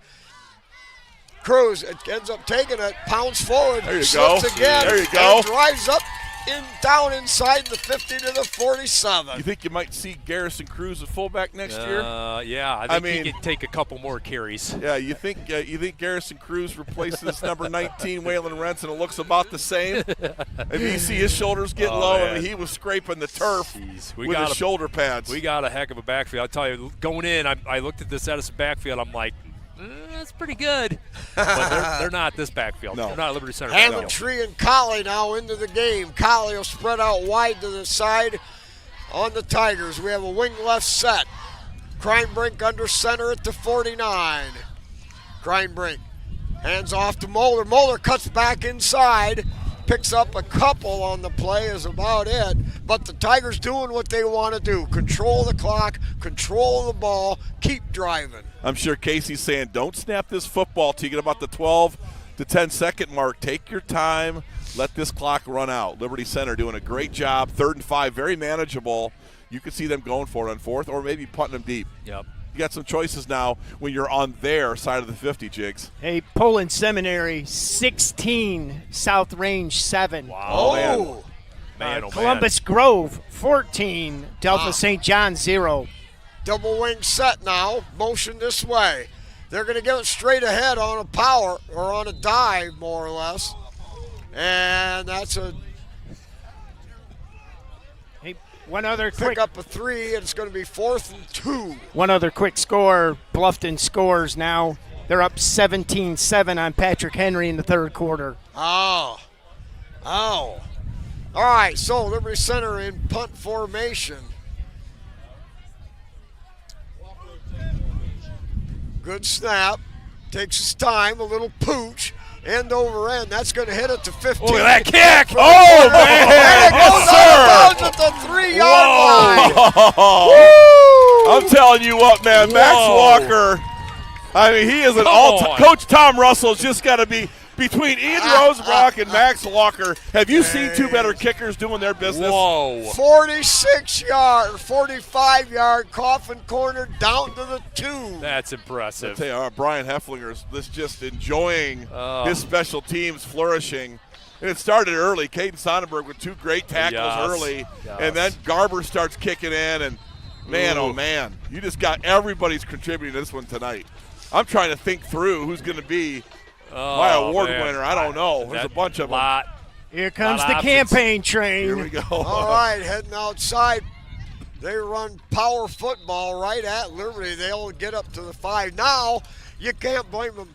Edison playing for pride. They're going to pound it at us. This is their game. That's what they like to do. They're going to play for pride. Well, throwing the ball up with a 25-mile-an-hour gust in your face is not comfortable. But you're right. I think that they're going to take this thing and be happy to get out of here because Liberty has won this regional championship for the third straight year. Whoa. And it looks like we're going to play Poland Seminary because we go to Region 17, and I bet you that game will get in Clyde again. So, all right, under center, handoff, there's left the key. side. They pound. No, that's that Oh, little boy. option. Oh, boy. Now kicks it outside, Good play, staying Stevie. with him in a great solo effort.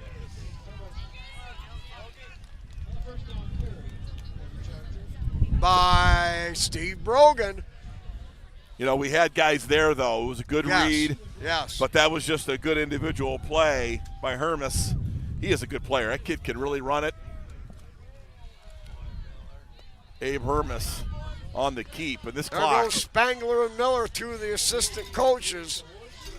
They're heading down out of the press box. Well, it's time to start to enjoy our regional title, Spike Whitman.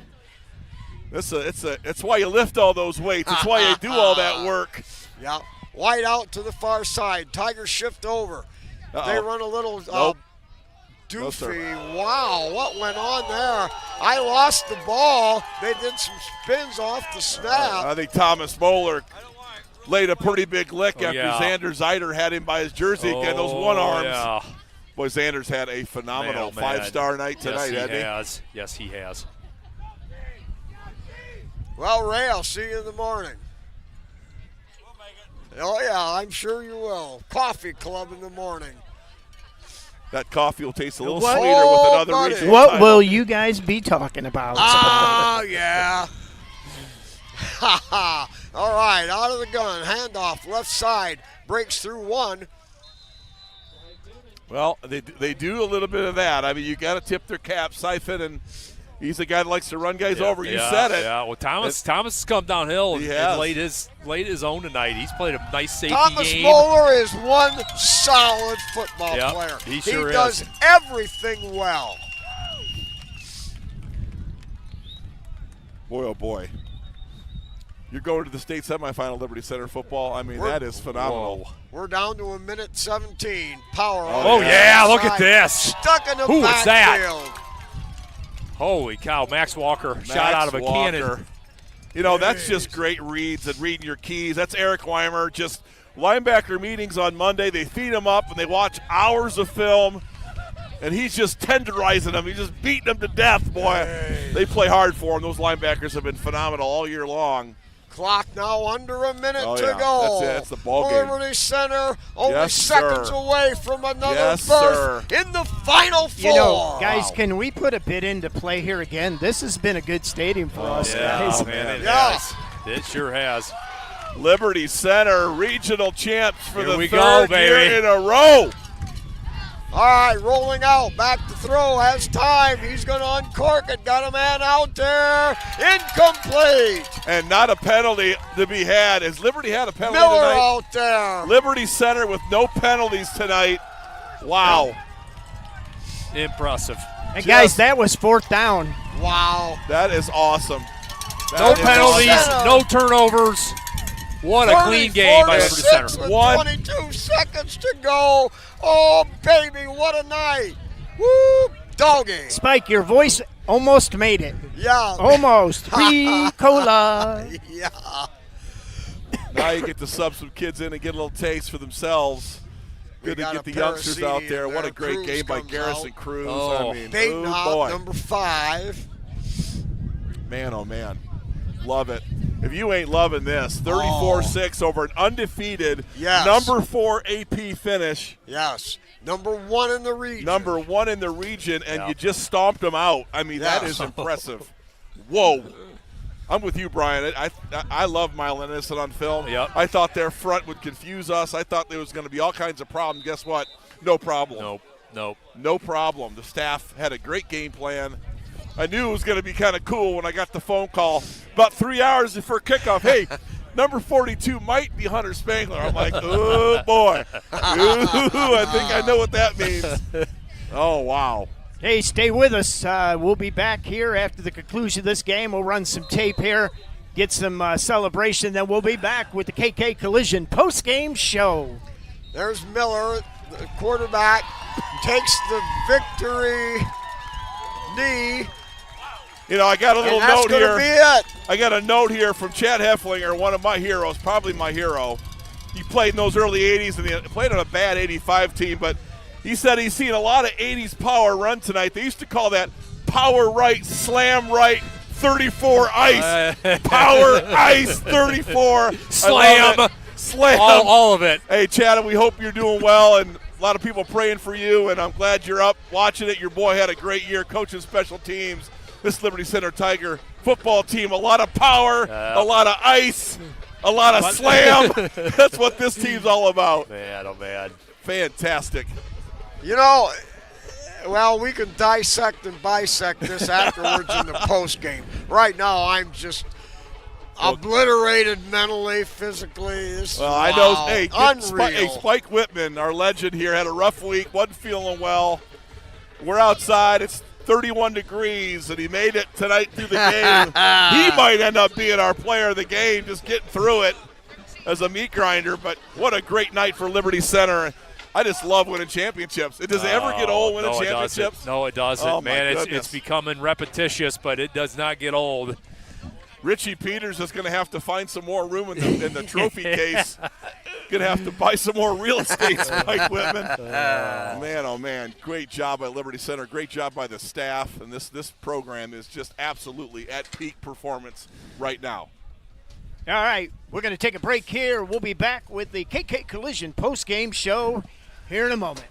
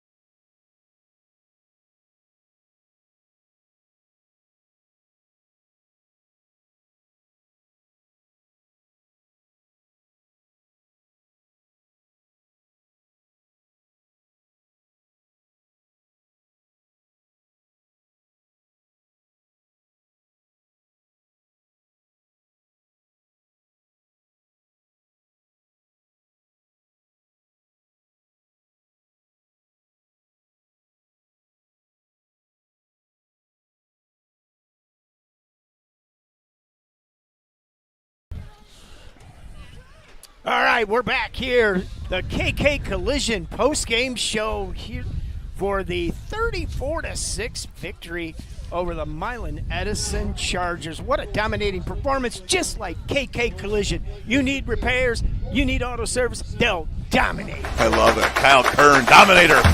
Dominate. Well, you've been watching the game in the friendly confines. You said you were going to come out with us, and you never did, Captain. So you might want to start talking. And who do you think tonight? There's a lot of good players tonight. I'll tell you what, I have the beauty of being able just to watch everything because Cole and Brady just run everything. They don't even need me anymore. I was down on the field for the first 4 or 5 minutes of the game. Cole Boom Boom Ballman, Brady Chappa, Diamond Dan and Kessler. Diamond Dan on the cam. Diamond Dan. All right, Yeah. here's some names I'm going to throw out. Clayton Seal at center. You know, Edison had to change up what they did because they could not control that. He came off the ball hard, fast, dominated. They had to end up submarining him. I was watching. He was just kind of throwing him to the side, jumping over top, getting that second level. Clayton Seal, man among men. Good night. Also, the Goose. Ooh, the Goose. Yes. Brady Giesecke, I'm telling you, man, that offensive line was on point right now. And then you got to put Xander Zeider's name in there. Offensively, I love that jumbo package, 42 and 33, baby. I go to 55 and I oh go my to goodness. an alley fight with those guys, you know. But you got to love Xander Zeider's performance both on offense, defense. I think he made a lot of plays on the defensive side that changed the course of what Milan Edison thought they could and couldn't do. I don't want to also not mention the snipers. I think after that first series, Yeah. our snipers, they got a little coaching up. And what a response. Yep. What a response. Who's next? Who is your nominee? I'm going to go with Clayton Seal. Ooh, I like it. I like that one. Brian, go ahead. All right, I'll give you a few names. Xander Zeider was dominant all night in the backfield, just disrupting things up front. Hunter Spangler was also dominant up front. Them two just controlled that line of scrimmage, let these linebackers flow. Waylon Rentz, I mean, what can you say? That guy runs like someone we may have never seen. I don't know. But he's putting himself up Mike there in the top. Swartzlander? I'm telling you He's what. on the list. He is on the list of top backs, Liberty Center history. Impressive. Garrison Cruz, offense and defense, man. He had a lot of big plays in the backfield Tackles for tonight. loss. I guess those, if I'd have to pick one, I think I'm going to go with Z, though, the way he was just Xander ripping Zeider. up Which one? front. Xander Zeider. You want to go next or I'm going to go next? I liked two players especially. Well, I liked Moeller also because he was not the flashy player, but he was solid in every aspect of the game all night. I really liked that, and that's what you need out of your defensive quarterback and as a running back, the offset back. I really liked Xander Zeider, the way he tore him up on defense. He was the one that really helped changed the momentum. The game was changed in the first quarter, and Rentz was Rentz. He's just always tough. He's a leader on both sides of the ball. Those are the ones that stood out to me. So do you have one that you'd like to? You have to go to one. You hate it. You hate doing this, but you've got to do it. I know. I love them all. I'd go with CZ. Yeah, that's a hard one not to go with. You know, guys, I really thought special teams early in this game flipped some fields and gave Liberty control. I loved our coverage tonight. Complete rebound. Last week there was a lot of good play, but a couple of bad plays. Not tonight. The coverage, Caden Sonnenberg started this thing off. Back-to-back kickoffs. He's on the tackle. No yards. Caden just erased yards in the coverage game. I really like what he did tonight. I love Blake Garber's game. He led the team with tackles at half, and 7 tackles from a sniper. And those guys were going to be really dependent upon to control Hermes, and they did. After that first drive that scared you to death, number 14, Blake Garber, took the fear away. Those guys played. Jackson Bartels also really contributed to really control an outside run. That's good about Sonny or Garber. I agree. That's a good pick. I think, and I love Xander Zeider tonight. He just dominated 2 gaps. So he was sitting over the center, and there was nothing in either side of the A gap because he couldn't be blocked, and then he's active in the backfield with great penetration. So Xander Zeider, to me, is hard not to vote for, but I'm going to go with Blake Garber. I think controlling their quarterback was so important because that was a big part of their offense. Blake Garber's my guy. Hey, and tonight. we'll have some stats here now. Bergie. One other person just to throw in there, Max Walker. How about the kicking game I'm for telling Max? you, it was special masterful. teams. And the punt to ice it out. Oh, man. All right, before we decide, let's hear some stats because it may sway us. Well, maybe the stats for Bergstrom Barrett, our third student in the booth, Bergstrom Barrett with the hairdo tonight. All right, here we go. Liberty Center wins the regional title for the 3rd consecutive year, 34-6 over an undefeated Milan Edison. Fantastic. Tonight, Liberty Center, rush yards. The Chargers with 154. Liberty Center amassed 287 yards on the ground. The Chargers had 43 passing yards at half. They finished with 43 passing yards. Complete lockdown of the passing game. Liberty threw for 9 yards. So total yards, the Chargers 197. They had like 144 at half. They didn't do much in the second half because the entire third quarter was dominated by possession by Liberty Center. Total yards, Liberty with 296, 100 yards more. Liberty with 17 first downs, the Chargers with 8. Penalties, Liberty had 1 for 5. I don't know where it came. Where was that penalty at? Might have been a procedure. No, the very end. It was a delay of game. Okay, all right, because I'll tell you what, perfect. And the Chargers, Milan Edison, 3 for 15. Really a clean game. Not a lot of numbers here. Waylon Rentz, 25 attempts for 173 yards. And those weren't breakaway yards. Those were inside those were grind them out. yards after contact. Yes. Garrison Cruz, 7 attempts for 77 yards.